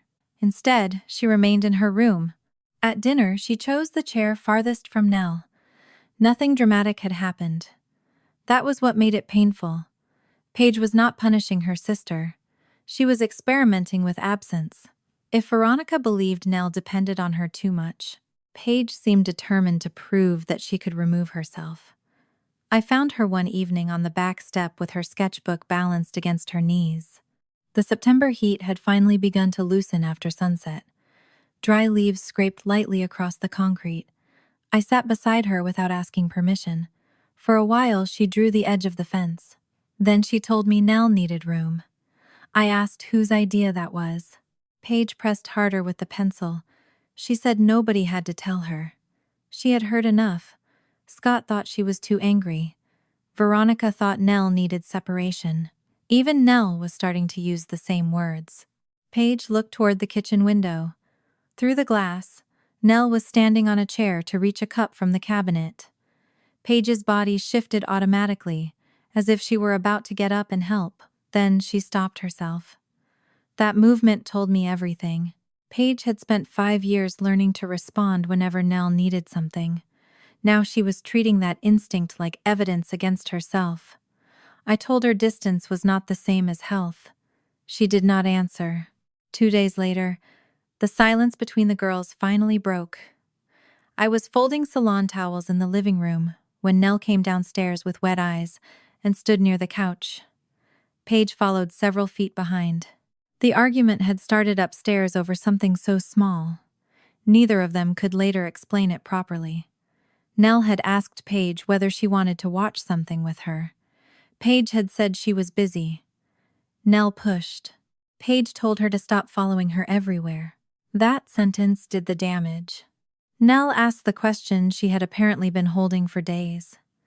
Did Paige hate her because she still loved Mommy? Paige's face changed. She had spent nearly 2 weeks swallowing anger, moving away from Nell, watching every door she closed. The restraint snapped. She said she did not care who Nell loved. She was tired of every decision in the house, somehow becoming about Veronica. She was tired of hearing words Nell did not understand, repeated back like facts. And she was tired of being treated as though every time she got upset she was proving their mother right. Her voice rose. Nell shrank backward. Paige saw it. The anger collapsed almost immediately. She stopped speaking. The room was left with the evidence Veronica's story needed most. Paige standing rigid and flushed. Nell crying. For one terrible second, I understood how easily someone who arrived late could misunderstand everything. Paige went upstairs before she said anything else. This time she did not slam the door. She closed it carefully. That hurt more. I sat with Nell until she stopped crying. I did not tell her Paige had behaved perfectly. She had not. I told her being hurt by someone's anger did not mean everything said about that person was true. Later, Paige came back down. Her eyes were swollen, though she would have denied crying. She did not try to explain away what she had done. She apologized to Nell for yelling. Then she said the thing underneath it. She did not want to be the reason Nell lost the chance to have her mother. Nell looked confused. Paige rubbed both palms against her jeans before continuing. If spending time with Veronica made Nell happy, Paige did not want her anger to ruin that. She would rather stay out of the way. Nell's face crumpled. That was the opposite of what she wanted. She had never asked her sister to disappear, but Paige had begun to believe disappearing might be the most loving thing she could do. That evening she showed me the voicemail. Veronica had left it after Paige ignored a message, asking whether she would consider joining a future contact session. Paige did not tell me what was in it first. She handed me her phone and stood by the window while I listened. Veronica's voice was calm. There was no insult, no threat. That made the sentence more precise. If you loved her, you'd let her have a life that isn't built around your anger. The message continued for another few seconds, but I barely heard it. Paige watched the street outside. I understood why she had played it for me. Veronica had found the exact fear Paige was already carrying and named it as a moral failure. Not your anger hurts people sometimes. Not Nell deserves room to grow. If you loved her, love itself had been turned into a test Paige could only pass by removing herself. I returned the phone. Paige asked whether Veronica was right about one thing. Maybe Nell's life had become too centered around her. I thought about 3-year-old Nell sleeping with her fist knotted into Paige's hair. 10-year-old Paige listening for footsteps because she did not trust adults to return. 5 years of one child becoming a fixed point for another because the adults who should have provided that stability had gone missing. Their closeness had consequences. But the people who created the wound did not get to use the scar as proof that Paige was the problem. I told her that learning healthier boundaries did not require pretending she was poison. Paige looked at the phone again. She did not delete the voicemail. A few days later, Aaron called. By then, his return had become less surprising and more irritating. Veronica had apparently begun involving him more directly in the story she was presenting about the past. Aaron wanted something from me this time. Not custody, not visitation, not even more contact with the girls. He wanted agreement. He said that if the history came up with anyone involved in the current situation, he hoped I would acknowledge that things had been complicated back then. He did not want people assuming he had simply walked away without circumstances. I stood in the salon office during my lunch break, staring at a stack of appointment cards while he spoke. Complicated again. The word seemed to be doing more parenting than he ever had. Aaron repeated that work had taken him away. Veronica had been unstable, and challenging the arrangement once the girls were safe with me would only have caused more disruption. He wanted absence to sound measured, almost parental. The record said something narrower. He had received formal notice of the 2021 guardianship, knew where the girls were, and replied to a message about at least one school event without coming. His own response to the guardianship said things were difficult for him, not that contact was impossible. I did not accuse him of conspiring with Veronica because I had no evidence of that. What I could hear was simpler. Both biological parents wanted a past in which absence had happened to them. The problem was never whether Aaron could find his daughters. It was the explanation he had built for choosing not to show up. After the call, I went home and pulled the old phone from the back of my desk drawer. It had belonged to me before I upgraded several years earlier. The battery barely held a charge, and the case had yellowed at the corners. I was not looking for a weapon. I wanted to check my own memory. That distinction mattered to me. For weeks, everyone around Paige had been talking about who she had supposedly been. Veronica said Paige had rejected her from the beginning. Scott believed Paige had always resisted reunification. Aaron described the family as so complicated that stepping back had seemed sensible. I had lived through those years, but memory gets untidy. Dates blur. Pain rearranges emphasis. The old device was still linked to our family archive. When it finally turned on, I opened the message history. Most of what I found was ordinary. School reminders, grocery lists, old salon appointments, photos Nell had taken accidentally of ceilings and elbows. Then I reached the messages from late 2021. Paige did not have her own phone when she was 11. Sometimes she used mine to message Veronica. I had forgotten how often. The first thread stopped me. The timestamp was from November 2021, shortly after Paige's 11th birthday. Only about 2 months after Veronica had left the girls with me. Paige had typed one sentence. "Are you coming to my birthday this year?" I stared at it. There was a reply from Veronica. Not much. A promise that she would try. Further down, another message suggested she might make it. She did not. I remembered the day before I remembered the details of the text. Paige checking the window. The extra pause each time a car slowed outside. I kept scrolling. There were other fragments over the following months. Not enough to create some perfect legal timeline. Enough to make one thing impossible to deny. Paige had reached out. Veronica had sometimes answered. The communication existed. I went upstairs and brought down the memento box. The school programs and birthday cards inside it suddenly felt different beside the phone. I was careful not to confuse the two. A ticket Paige had saved did not prove Veronica received an invitation. A drawing did not prove a message had reached her. Those things proved only what Paige had hoped. The phone proved something narrower and more important. At least some of those hopes had been sent directly to Veronica, and Veronica had replied. I placed the old phone on the table. Paige came home while I was still sitting there. She saw the box first, then the phone. Her expression closed. I did not read the messages aloud to her. I only told her what I had found. She looked away. The shame that crossed her face caught me off guard. As if wanting her mother at 11 had become something embarrassing. As if the child who waited had betrayed the teenager who now insisted she did not care. I did not tell her she had been foolish to hope. I told her nothing at all for a moment. Sometimes silence protects the wrong thing. Sometimes it gives someone room to breathe. Paige eventually sat across from me. She touched the edge of the old phone, but did not pick it up. I looked again at that November timestamp. 2 months after abandonment. Paige was 11 years old and asking her mother to come to her birthday. Veronica's story said Paige had never wanted her back. The timestamp said otherwise. The angry girl had once been a waiting child, and someone had taken that history and turned it into a story where Paige had always hated her mother. The old phone stayed on my kitchen table overnight.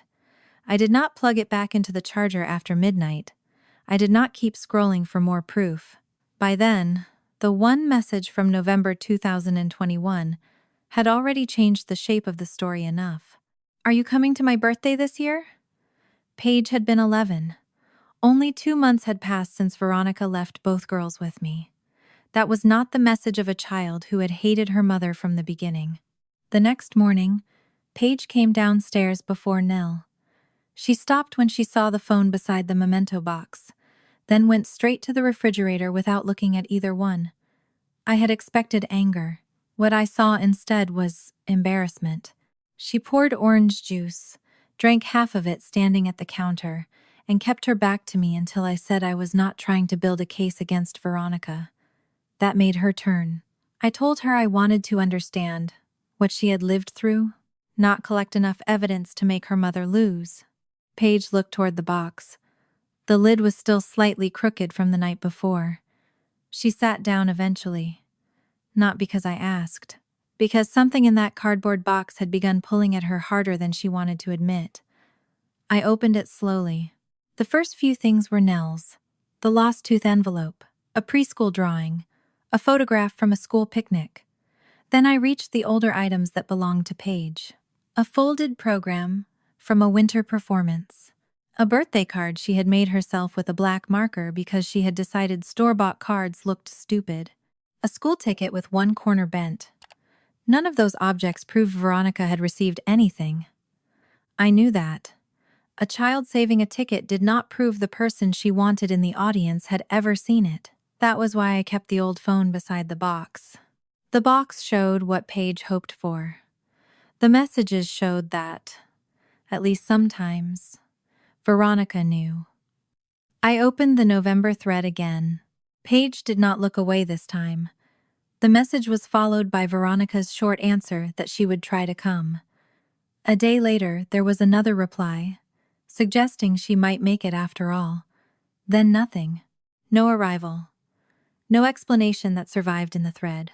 The birthday itself came back to me in pieces, not because it had been dramatic, because it had not. Paige had turned 11 at my duplex with a grocery store cake, pizza, and 2 girls from school. She had refused balloons because she said they were childish. Then spent 20 minutes choosing where I should tape a paper banner across the living room. I remember setting out 6 chairs around the table. Only 5 people were expected to sit in them. I noticed the extra chair and assumed I had miscounted. Paige told me to leave it. She did not say who it was for. She did not have to. For the first hour of the party, every time headlights passed across the front window, her eyes went toward the door. She laughed with her friends. She opened presents. She complained that the cake icing was too sweet. And every time a car slowed outside, some part of her paused. Veronica never came. After the girls from school went home, Paige carried the extra chair back to the wall herself. She did not cry. That night I found the birthday card she had made tucked beneath the edge of the table. It had Veronica's name written inside. I had put it in the box. Sitting across from me 5 years later, Paige stared at the card as though it belonged to someone else. She said she had forgotten about it. I did not correct her. Sometimes forgetting is not the absence of memory. Sometimes it is what people call a memory they have stopped touching. We moved to the school program next. The paper had softened along the fold from being opened too many times. Paige was 12 when that performance happened. She had a small part. Nothing that would have mattered to anyone outside the family. She stood near the end of the second row, under bright stage lights that flattened every expression on the children's faces. What I remembered most was not the performance. It was the door at the back of the auditorium. Every time it opened, Paige looked toward it. A parent arriving late, a teacher, someone carrying a toddler who had started crying in the hallway. Each time, Paige's chin lifted. Each time, it lowered again. She did not miss a line. She did not leave the stage. She simply learned, over the course of 40 minutes, how to hope without showing it. I had sent Veronica the event information beforehand. There was a message in the archive. Date, time, school address. Veronica replied that she would see if she could get away. She did not come. The program in the box was emotional memory. The message thread beside it was the part that mattered when someone later claimed Paige had never wanted contact. Paige pushed the program away. She told me she hated that I still had all of it. The words sounded sharp, but her hands were trembling. I asked if she wanted me to put the box away. She shook her head. That was when Nell came downstairs. She stopped near the table when she saw what we were doing.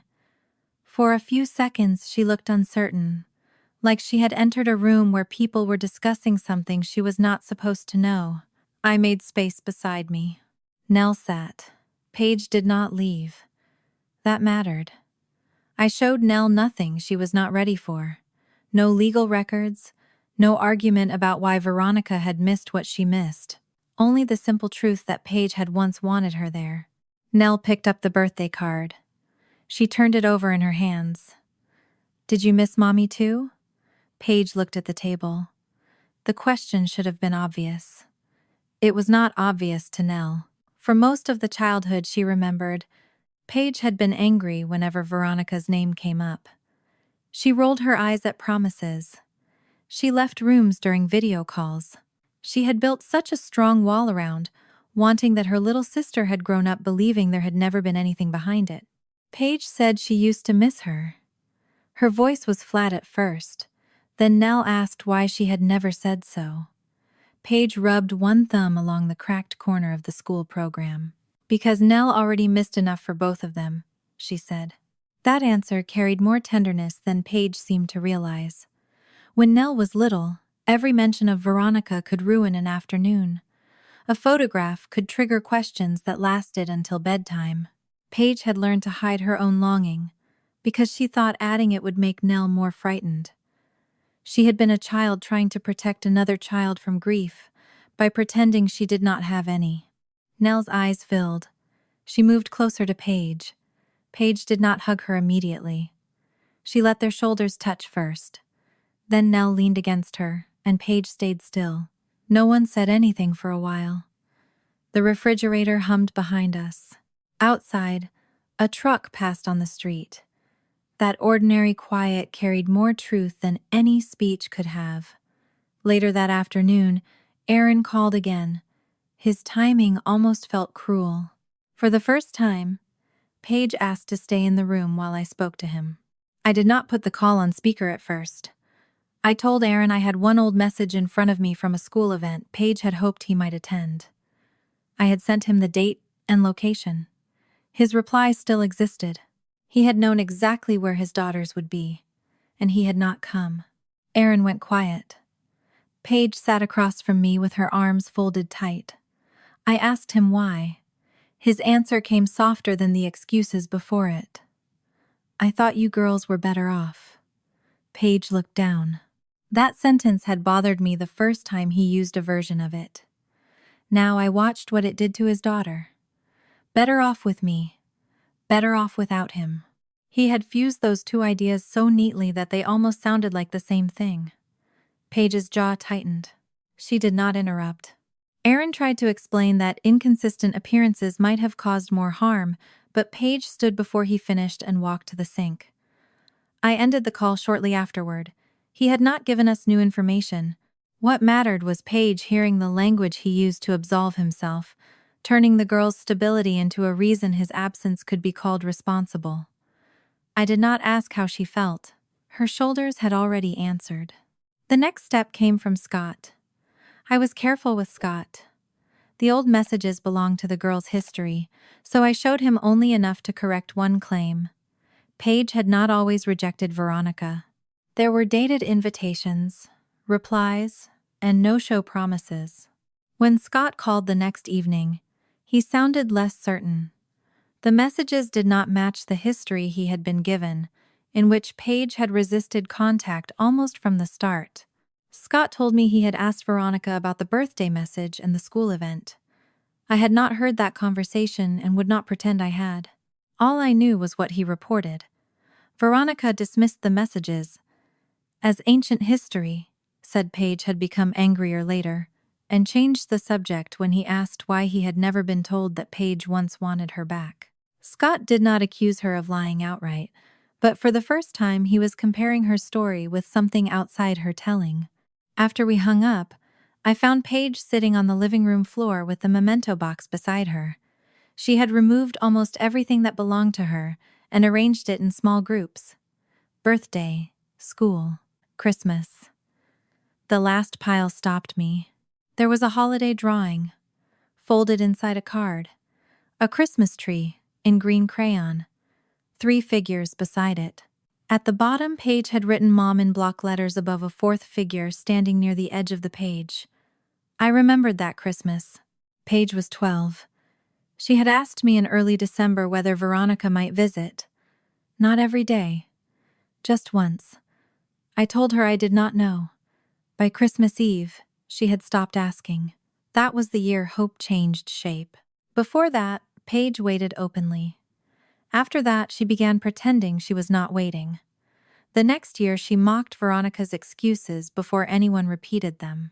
By 13, she could make a joke out of almost any disappointment. By 14, anger reached the room before longing did. The armor had not appeared all at once. It had been built piece by piece from expectations nobody fulfilled. I sat on the floor opposite her. Paige picked up the Christmas card, turned it over, and put it back down. Nell came in carrying marbles and lowered herself beside Paige without asking. She did not touch the papers. She had learned enough over the last few days to understand they belonged to a version of her sister she had never met. Nell asked whether Paige had kept waiting after Christmas. Paige looked at her, then at me. She admitted she stopped eventually. Not because she stopped wanting Veronica to come, because waiting made every day feel stupid afterward. The word stupid bothered me. Children should not feel ashamed, because they believed their parents. But that shame was written all over Paige's face. She had spent years acting as if wanting less made her stronger. Now the evidence of her wanting was spread across my carpet. Nell reached for her hand. Paige let her. That night, I returned most of the things to the box. I left the old phone charging on the kitchen counter. I thought we had reached the painful center of the past. We had not. Paige came downstairs after Nell was asleep. She stood in the doorway wearing an oversized t-shirt, arms folded across herself. She looked younger without the eyeliner she had started wearing that year. Closer to the 10-year-old who had kept a backpack by my door. There's something she said before she left. I never told Nell. I did not move. Paige's eyes went toward the staircase. She checked that Nell's door was closed. Then she came into the kitchen and sat across from me. I told her she did not have to tell me that night. She said she knew. That was why she was ready. Her fingers found a small scratch in the tabletop and traced it once. She told me she would say it one time. She did not want to repeat it for Scott. She did not want to tell Aaron. She did not want it turned into another argument where adults decided what she remembered. I promised I would listen. Nothing more. For several seconds she stared at the table. Then she drew in a slow breath. The night she left us, I woke up because I heard her talking in the kitchen. The night she left us, I woke up because I heard her talking in the kitchen. Paige stopped there. Her fingers stayed pressed against the scratch in my kitchen table. The refrigerator hummed behind her. Upstairs, the house was quiet enough that I could hear the occasional creak of the old vent near Nell's room. I did not ask who Veronica had been talking to. I did not ask what time it was. Paige had warned me she would tell the memory once.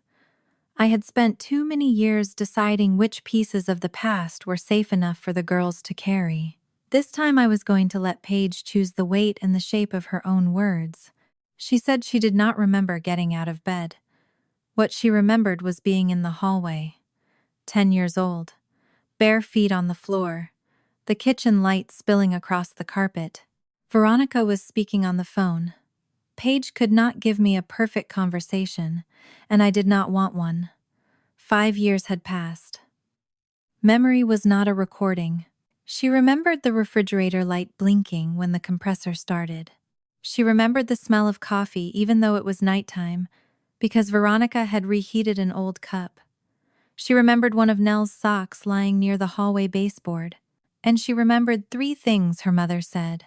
The first was that she could not start over with both of them. Paige swallowed before telling me that. The second was her own name. Paige remembers everything. She said those words exactly because that part had stayed with her. The third memory was not a complete sentence anymore. Paige remembered Nell being mentioned because she was only 3. Too little to understand. Too little to hold on to it. She'll forget. Paige stared at the table after saying it. I did not move. The meaning settled slowly because there was no safe way for it to land. At 10 years old, Paige had heard her mother separate the 2 daughters, not by love, not by need, but by memory. One child would remember what happened, the other might not. It did not mean Veronica had planned to keep Nell with her that night. She was leaving both girls. What Paige had overheard was colder in a different way. Veronica was already measuring what that choice might cost her later. Paige was old enough to remember and hold her accountable. Nell, at 3, might someday accept whatever explanation she was given. Paige said there were other words that night, but she no longer trusted the exact order. Veronica had talked about needing to start over, about not being able to carry everything from the life she had been living.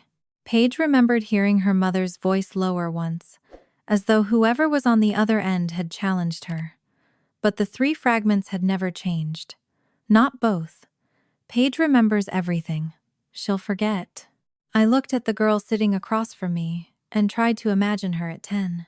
Standing in a dark hallway and hearing herself discussed like a problem that could follow an adult into a new life.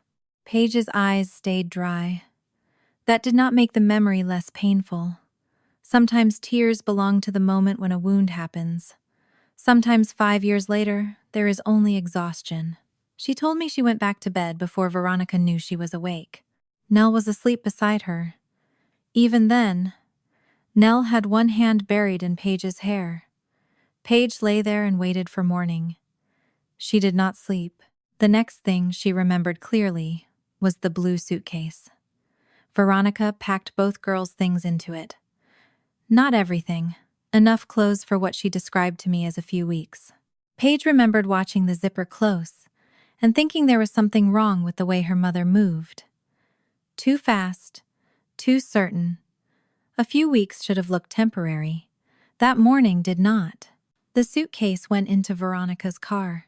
Then it came out again, at my duplex.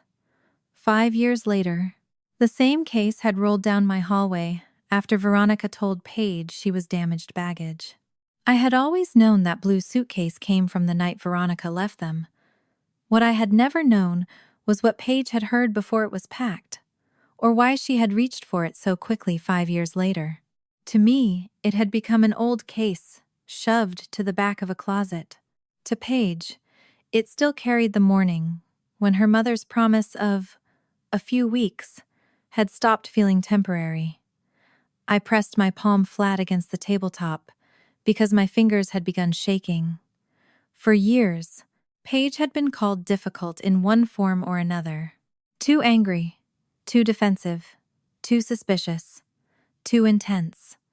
And underneath all of it, she had been carrying the memory that her mother once saw her ability to remember as a liability. I did not ask why she had kept it from me. The question would have been cruel even if I did not mean it that way. Children hide things for reasons adults understand only after the hiding has already cost them years. I only said the thing she should have heard long ago. You should never have had to carry that alone. Her mouth tightened. For a moment, she looked 10 again. Then she looked toward the stairs. She said she had never told Nell, because Nell barely remembered Veronica leaving. Paige did not want to give her a memory she did not have. That choice explained something else I had misunderstood. Paige had not simply hidden her own pain. She had protected Nell's hope, even after hope had become unbearable for her. I wanted to reach across the table, but Paige was not a child who accepted comfort because someone else needed to give it. So I stayed where I was. Eventually she stood, picked up her sketchbook from the counter and went upstairs. The kitchen remained the same after she left. The old phone was still charging. The memento box was still closed. A mug sat beside the sink. Nothing had changed physically, but every piece of Veronica's return looked different. Scott called the next afternoon. By then I had decided not to send Paige's memory around like a document. It belonged to her. If she chose to tell someone later, that would be her decision. I did tell Scott that what I had learned made me more concerned about the story Veronica had built around Paige. I kept it general. Scott surprised me by filling in part of the gap himself. He told me that months before Veronica ever emailed me in July, he had asked her why she was not trying harder to reconnect with both daughters. That conversation had happened before I knew he was asking questions. I only knew what he told me now. Scott said Veronica had described the guardianship as a wall, Paige as too angry to reach, and Nell as trapped by loyalty to the family raising her. That was why he had agreed to start with Nell. His original meaning, he said, had been contact with the younger child first, not an immediate residence change. He had accepted the premise that Paige's anger was the central obstacle, without asking what had produced it. The old threads had now forced him to compare two histories. Veronica had never told him that Paige once invited her to birthdays and school events. He had met the angry teenager in Veronica's story, without ever being introduced to the waiting child who came first. I looked through the kitchen doorway toward the hall closet, where the blue suitcase was stored. Scott had once called starting with Nell the simpler path. There was nothing simple about choosing the child who remembered least, while treating the child who remembered most as the complication. He did not make a grand declaration. He simply sounded less certain, and for now that was enough. Aaron was harder. I called him that evening after Nell was asleep. I had no interest in another circular conversation about how complicated the past had been. We had already gone through the notice, the contact information, and the old event messages. I reminded him that those records existed and asked him to stop describing himself as someone who had been pushed out. They did not erase the fact that work, money, and distance had been difficult. They erased only the claim that he had no path back to his daughters. The excuses came more slowly this time, until I let the silence do more work than another argument. Then Aaron said what I think he had been trying not to say plainly since he returned. They were stable, so I stayed out of it. My eyes closed. There it was. Not a misunderstanding. Not a locked door. A decision. They were stable. Because I had made them stable. Aaron had looked at that stability and treated it as permission to contribute nothing to it. Veronica had done something similar. Both biological parents benefited from the fact that someone else was doing the daily work. The school mornings, the forms, the nightmares, the sickness, the anger, the haircuts, the appointments, the birthdays. Their children being safe had become the reason they could remain absent without forcing themselves to look directly at what absence meant. I ended the call soon afterward. There was nothing satisfying about hearing an admission I had already lived through. It did not return 5 years to Paige. It did not give Nell a childhood in which she remembered her father's voice. Truth did not always feel like victory. Sometimes, it simply removed the last excuse. For the next 2 days, Paige's 3 remembered fragments followed me everywhere. At the salon, I found myself pausing between appointments with a comb in my hand. At home, I watched Nell sit cross-legged on the floor drawing with Veronica's colored pencils. At dinner, Paige reached automatically to move a hot plate away from Nell's elbow, then caught herself and withdrew her hand. Not both. Paige remembers everything. She'll forget. The age difference had always mattered. I had understood that, in obvious ways. Paige remembered Aaron living with them. Nell barely did. Paige remembered Veronica dropping them off. Nell remembered only fragments. Paige carried specific broken promises. Nell carried an empty space she filled with imagination. But until then, I had thought Veronica preferred Nell because Nell was easier, younger, softer, still willing to call her mommy without flinching. That was only part of it. Nell did not merely love Veronica more openly. Nell had less history available to contradict her. At 3, she had been too young to understand what was happening when her mother left. At 8, she knew mostly what adults had told her afterward. And I had made that problem worse by softening too much of the truth. Paige was different. She had memory. She remembered waiting. She remembered messages. She remembered the kitchen. She remembered the blue suitcase. Every time Veronica told a cleaner version of the past, Paige existed in the room as a living contradiction. That realization changed the meaning of damaged baggage. Maybe Paige was not being excluded because she was too difficult to bring home. Maybe she was being excluded because bringing her home meant bringing the past with her.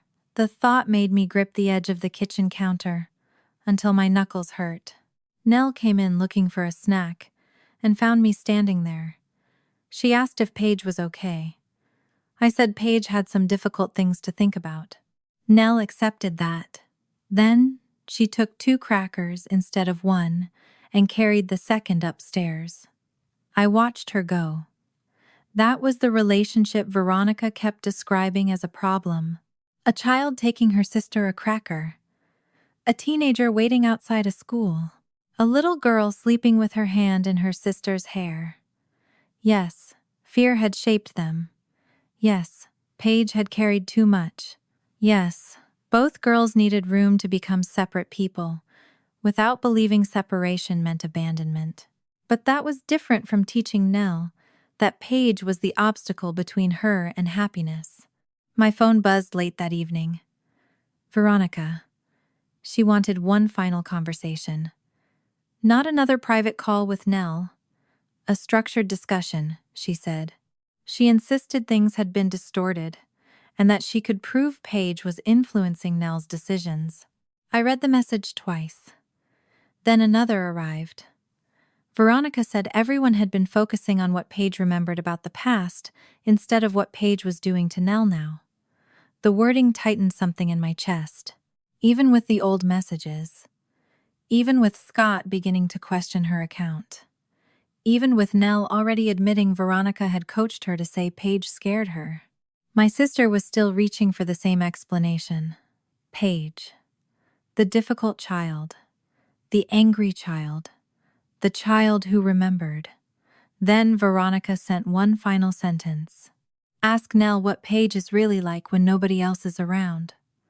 I stared at the screen. 5 years earlier, Paige had heard her mother say, she remembered too much. Now Veronica wanted to put the child who remembered almost nothing in the middle and ask her to define her sister. Again.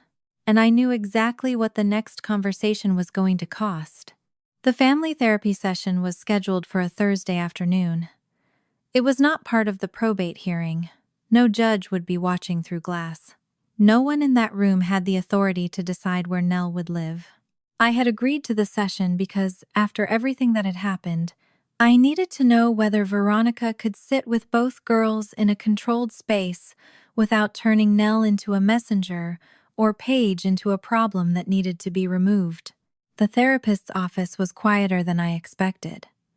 There was no long table dividing sides. Just a circle of upholstered chairs, a low bookshelf, tissues on a wooden side table, and a small clock that made almost no sound. Paige chose the chair nearest the door. Nell sat beside me. Veronica sat across from us with Scott beside her. Aaron was not there. That was deliberate. There were already enough adults in the room.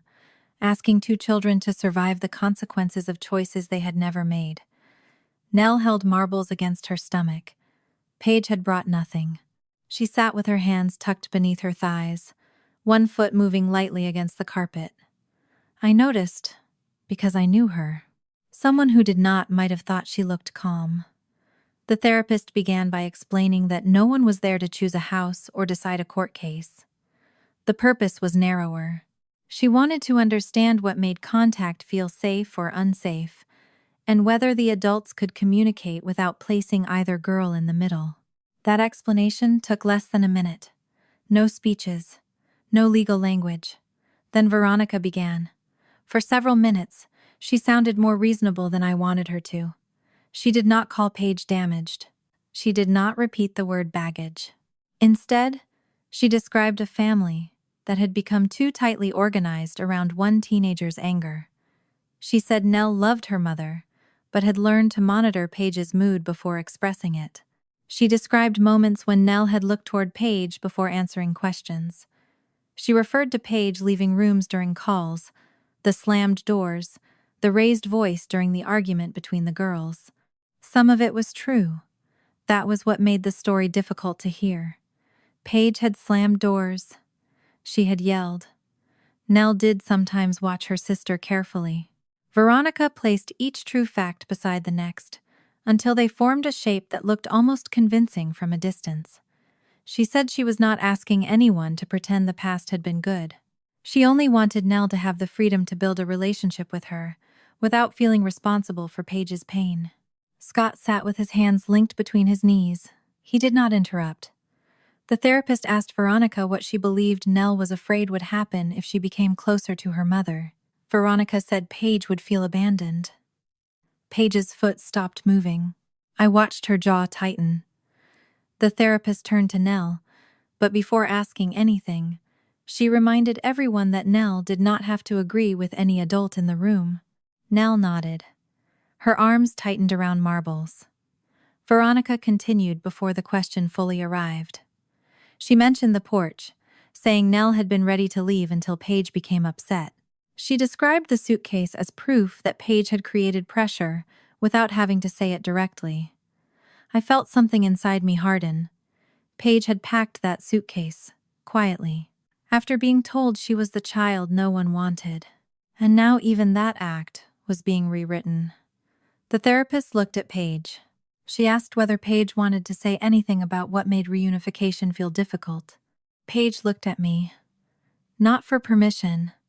More like she was checking whether I was about to hand her the responsibility. I had spent years speaking for children because adults needed answers. This time I would not. I told the therapist that Paige did not need to prove anything about her mother in order for Nell to be protected. She was not evidence. If she wanted to speak, that was her choice. If she did not, the adults would have to live with that. Paige's shoulders lowered slightly. Veronica noticed. She said that was exactly what she meant. I had taught Paige that she did not need to engage, while Nell had learned that discussing her mother caused tension. Paige looked toward her. For a moment I expected the reaction Veronica had been describing. A raised voice, a sharp answer, something that could be held up afterward and examined. Instead, Paige spoke quietly. She said she did not want to tell the story of the night Veronica left again. Not for the therapist. Not for Scott. Not to help anyone win. The therapist accepted that. Veronica shifted in her chair. She said Paige's refusal was part of the problem. Every time anyone tried to move forward, Paige brought up the past or shut down completely. I saw Paige's fingers curl against the underside of the chair. She did not answer. The therapist redirected the conversation toward Nell. She asked what Nell enjoyed about seeing Veronica. The question was simple enough that Nell relaxed. She talked about the park, the colored pencils, the fact that Veronica remembered marbles. She said she liked when Mommy listened to her drawings because most adults looked at them for 3 seconds and said they were nice before doing something else. Veronica smiled. For a brief moment, the room softened. That mattered. Nell loved her. Nothing that happened next could erase that. The therapist asked what had been hard. Nell looked down at the rabbit. Her fingers ran over one fabric ear. She said she did not like feeling as if she had to say the right thing. The therapist asked what the right thing meant. Nell hesitated. Before she answered, Veronica said Nell often worried about hurting Paige. Paige looked at the floor. Nell stayed quiet. Veronica continued, explaining that Nell had spent years protecting her sister's feelings, and that sometimes children in close sibling relationships learn to take responsibility for each other. Again, the words themselves were not absurd. Paige had carried too much responsibility. Nell had watched Paige's emotions too closely at times, but I watched Nell's face while Veronica talked. The little girl who had been asked the question had disappeared beneath an adult explanation. The therapist gently brought it back to her.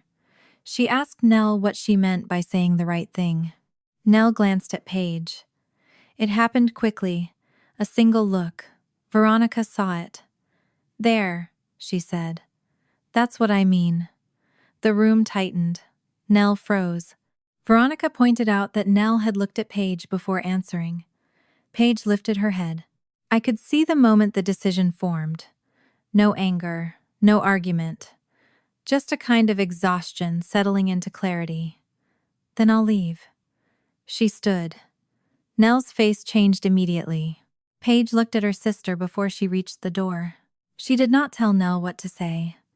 She did not tell her to be brave. She did not ask her to defend anyone. She simply left the room. The door closed softly behind her. That was the strongest thing Paige had done since Veronica came back. Not packing the suitcase. Not refusing to tell her memory twice. Walking out. She removed herself from the outcome. If Nell said she wanted to live with Veronica, Paige would not be there to stop her. If Nell said Paige frightened her, Paige would not be able to react. For once, no one could claim her face. Her anger or her silence had shaped the answer. The chair beside the door remained empty. Nell stared at it. Her lower lip trembled. The therapist waited. No one rushed to fill the quiet. Eventually, she asked Nell what she wanted the adults in the room to understand. Nell took a long breath. She looked at Veronica. Not at me. Not at Scott. At her mother. "Paige never told me what to say. You did."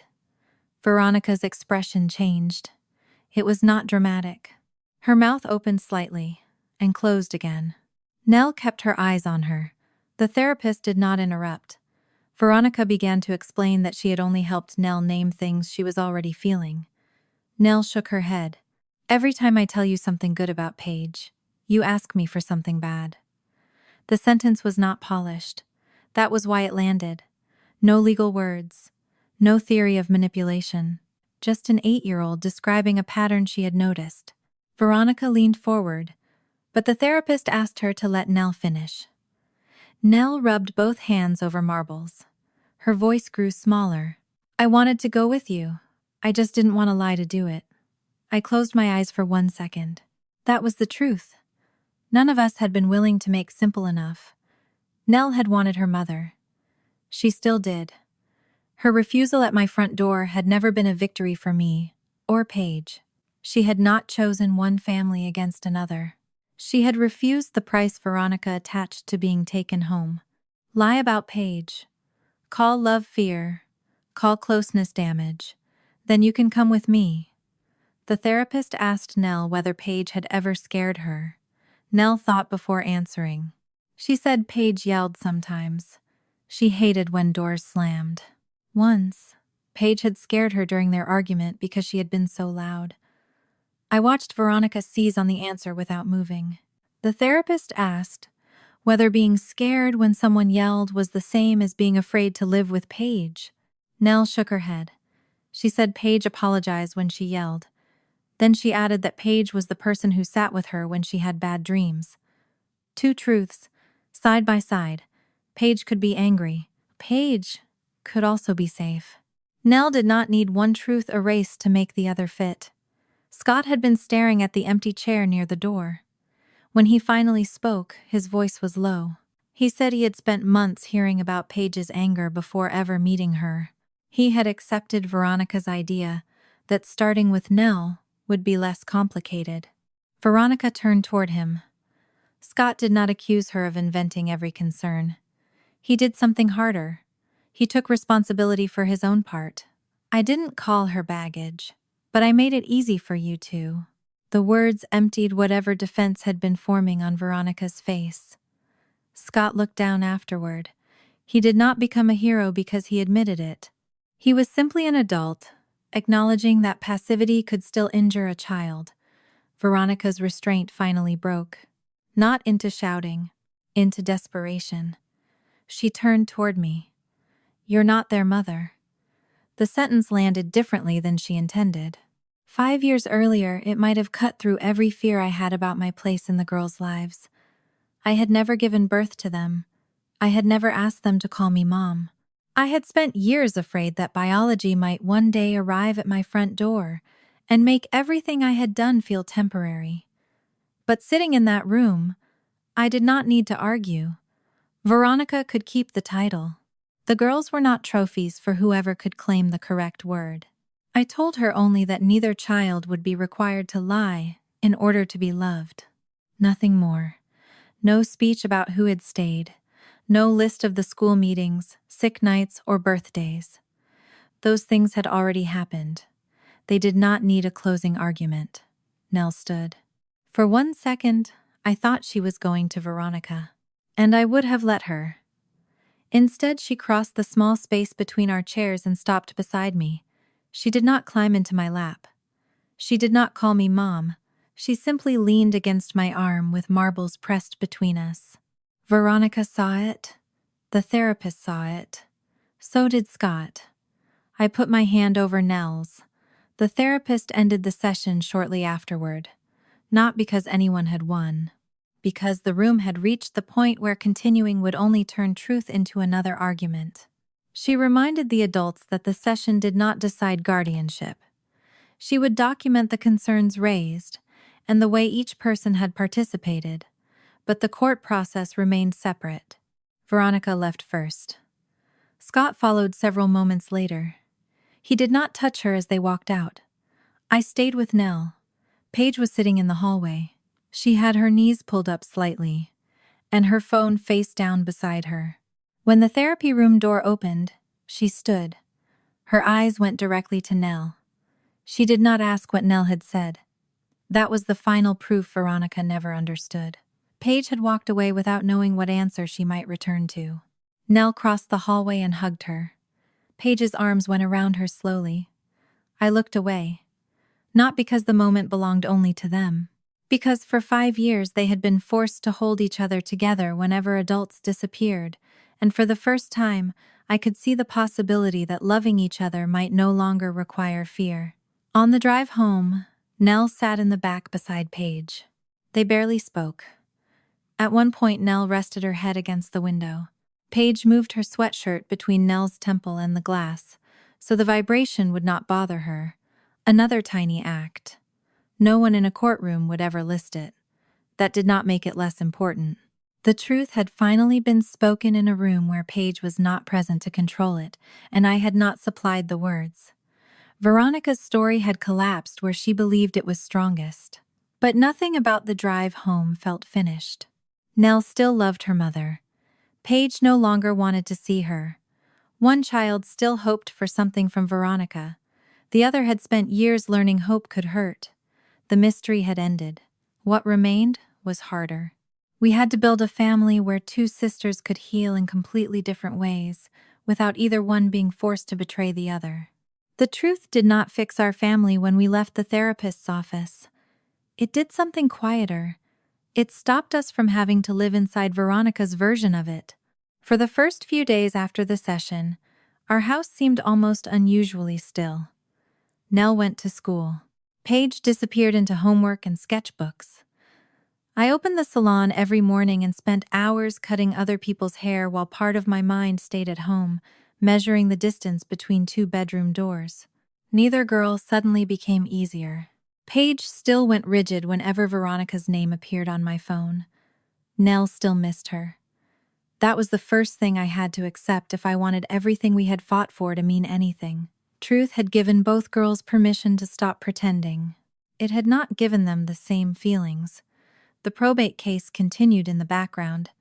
A court-appointed investigator had already been looking at the guardianship and Veronica's request to end it for Nell. After the therapy session, the process did not collapse into one dramatic statement from an 8-year-old. Nell's words mattered, but they became one piece among many. The investigator looked at the stability of the guardianship that had existed for years, the history of contact, the fact that Veronica had returned seeking only Nell while leaving Paige completely outside the petition, the questions Nell had been coached to consider, Veronica's current living situation, and the stability she could now offer. My own decisions were part of that review too. I did not get to stand outside scrutiny simply because I had stayed. My mistake with protective silence mattered. So did the fact that I had initially allowed those brief private calls after Veronica had behaved appropriately for several weeks. That was uncomfortable. It was also fair. If I wanted adults to stop rewriting their mistakes, I could not demand that mine disappear from the record. By the time the probate hearing arrived a few weeks later, Sacramento had finally begun cooling at night. The morning smelled different when I opened the front door. Dry summer heat had given way to air that made Nell complain about needing a jacket and made Paige insist 48 degrees was not actually cold. The hearing itself was nothing like the climax people imagine when they hear the word court. There was no surprise witness, no speech that made a room gasp, no judge turning toward Veronica and declaring that one sentence from Nell had decided everything. The court had the investigator's report, the history of the guardianship, the petition, the contact concerns, and the broader record. The result was simple. My guardianship over Nell was not terminated. She was not going to move into Veronica and Scott's home. Paige's guardianship had never been the subject of Veronica's termination petition in the first place. Any continued contact with Nell would have to respect the boundaries that had become obvious were necessary. No private coaching disguised as mother-daughter intimacy. No using Nell to carry messages about Paige. No treating every visit as a rehearsal for a residence change that had not been approved. I walked out of the courthouse with a folder under my arm. There was no feeling of victory. Mostly, I felt tired. Nell was still going home with me. That was what mattered. I did not tell her the court had chosen me. It had not. A guardianship continuing was not a trophy handed to one adult against another. It meant the arrangement that had kept her stable would remain while the adults worked within safer limits. When I explained it to her, she listened with marbles tucked beneath one arm. She asked whether she could still see Mommy. I told her yes, within the boundaries that were safe for her. The relief on her face was immediate. A younger version of me might have been hurt by that. 5 years of meals and school pickups and nights sitting outside bathroom doors during stomach bugs, and the first thing she wanted to know was whether the woman who left could still be part of her life. But I had learned something important by then. A child loving someone else did not subtract from what I had given her. Love was not a vote. Nell did not have to reject Veronica to prove that staying with me mattered. Paige made a different choice. She wanted no contact. Veronica sent one message asking whether Paige might eventually be willing to attend another structured session. Paige read it once. Then she handed me the phone. She did not want to answer. I did not make her. There was no lesson about forgiveness. No warning that she might regret it someday. Paige had spent years being told what her anger meant. The least I could give her now was ownership of what she wanted to do with it. Scott contacted me several days after the hearing. He did not ask to speak with either girl. He told me he had moved out of the house he shared with Veronica for the time being. He did not call it a divorce. He did not pretend one therapy session had given him a complete understanding of his marriage. He said he needed distance because too much of what he had believed about Veronica's past had turned out to be a version built to protect her from accountability.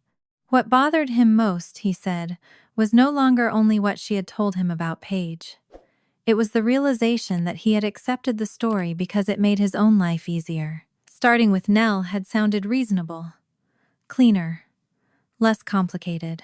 He had let those words turn a wounded 15-year-old into something that could be left outside. Scott did not ask me to forgive him. That helped. People had spent enough time asking for relief from consequences they had helped create. He told me he had not decided what would happen to his marriage. I told him that was between him and Veronica. Our conversation ended there. He did not become the man who rescued Paige from her mother. He became one adult who finally stopped letting himself be used as an excuse. Aaron tried next. His message was longer than usual. He said everything that had happened had made him think about the years he had lost. He wanted an opportunity to start over. I showed the message to Paige because it concerned her. She read it without expression. Then she gave the phone back. No. There was no hesitation. I did not ask whether she was sure. Paige had been required to live with adult uncertainty for most of her childhood. She was allowed one clear answer. Nell was less certain. She did not want to see Aaron. Not yet. But after thinking about it for several days, she said he could write letters if he wanted. She did not promise to answer them. That distinction mattered. Aaron could make an effort without demanding a reward. For once, showing up would have to exist before forgiveness. I passed that boundary along. He accepted it. Whether he would maintain it was no longer something I intended to predict for the girls. Promises had been given too much power in our house already. Only repetition would make them mean anything. The harder conversation happened between the sisters. One Sunday afternoon, I found Nell sitting on the back step beside Paige. The dry yard had gone dull after summer, and the shadows from the fence stretched almost to their shoes. Paige had her sketchbook open, but was not drawing. Nell was picking at the rubber edge of her sneaker. I stayed inside. They did not need me sitting between them. Later, Paige told me what they had talked about. Nell had admitted she still missed Veronica. Not the version that coached her. Not the version who called Paige damaged. She missed the mother who remembered marbles. The mother who tied her shoe at the park. The woman whose attention had made her feel, for one afternoon, like all the years she had imagined Mommy coming back had not been foolish. Nell was ashamed of that longing. She asked Paige whether it made her angry. Paige told her no. That did not mean Paige wanted the same relationship. She did not. Paige said she was finished waiting for Veronica to become someone she could trust. But she would not turn Nell into a prisoner of that decision. When I looked through the kitchen window later, Nell had her head resting against Paige's shoulder. Paige was drawing again. They had not solved abandonment. They had simply stopped requiring each other to survive it the same way. That was enough. 2 evenings later, I understood how much had changed in the middle of an ordinary dinner. I was making dinner after closing the salon late. Pasta water was boiling too hard because Nell had distracted me with a paper she needed signed. Paige was looking for a charger someone had moved. A cabinet door was hanging open. Nothing about the kitchen was peaceful. It was ours. Paige found the charger beneath a stack of mail and sat down.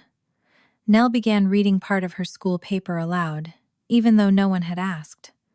I stirred the sauce. Then Paige spoke. She did not look at me. You never asked us to call you Mom. You just did everything a mom was supposed to do. My hand stopped over the pot. For years, some hidden part of me had been afraid of that word. Not because I needed it, because I thought wanting it would make me guilty of taking something that belonged to Veronica. So I had never asked. Not once. I had signed forms as guardian, introduced myself as their aunt, corrected people when they assumed I was their mother. Then, gone home and washed their clothes, checked homework, scheduled appointments, listened to nightmares and learned which cereal each girl would eat when everything else felt wrong. I did not answer Paige with a speech. Anything large would have made the moment smaller. I turned off the burner because the sauce was starting to catch at the bottom. Then I put my free arm around Paige. Nell noticed and immediately inserted herself between us. nearly knocking the wooden spoon from my hand. Paige complained that Nell's elbow was in her ribs. Nell complained that Paige was too bony. I laughed into both of their hair. Dinner almost burned. That felt about right. By the following weekend, the blue suitcase came out of the hall closet again. This time nobody froze when they saw it. Nell had a school weekend camp coming up, 2 nights away. She had been talking about it for nearly a month. Paige pulled the suitcase into Nell's room and pushed the handle down when it stuck near the old repair. The black tape was still wrapped around one side of the grip. For a moment, I stood in the doorway and saw every version of that suitcase at once. Paige at 10, watching her mother pack clothes for a few weeks that became 5 years. Paige at 15, folding Nell's yellow sleep shirt after being told she herself would not be taken. Nell shoving the suitcase backward at my front door because she would not lie about her sister. Now Nell was kneeling on the floor trying to fit 3 shirts into a space that clearly held 2. Paige removed one. Nell put it back. Paige removed a different one. This argument lasted longer than the packing. I let it. There was a flashlight on the bed, 2 pairs of socks, a toothbrush sealed inside a plastic bag. Marbles was staying home because Nell had recently decided 8 might be too old to bring a stuffed rabbit to camp, though I noticed she placed him directly beside her pillow before leaving. On top of everything sat a printed sheet from school, pickup information, emergency contact numbers, and the return date. Nell had circled it herself. Sunday. She knew when she was leaving. She knew where she was going. She knew who would be waiting when she came back. Before zipping the suitcase, Paige checked the list one last time. Nell leaned over her shoulder and complained that Paige was acting like she was going away for a month. Paige rolled her eyes and closed the zipper. The same small snag caught near the repaired handle. This time they both laughed. On the morning of the trip, I loaded the suitcase into the car. Nell climbed into the back seat with her backpack and spent most of the drive talking about everything she planned to do. At the school, she jumped out before I had finished reminding her where her water bottle was. Then she ran back. She hugged me. She hugged Paige. And she left. No one stood beside a front door wondering whether a parent would return. No one kept a backpack packed in case home disappeared overnight. No one had to guess what leaving meant. That evening, the house felt too quiet without Nell in it. Paige complained about the silence, and then claimed she had never said that when I smiled at her. On the refrigerator, beneath a school drawing and an old grocery list, the camp schedule was held up by a magnet. Sunday was circled. I looked at it before I turned off the kitchen light. The blue suitcase had once meant that someone was leaving and might never come back. Now it held clothes, a flashlight, and a piece of paper, telling us exactly when Nell would be home. And for the first time in that suitcase's history, leaving was just leaving. Home was the place that stayed.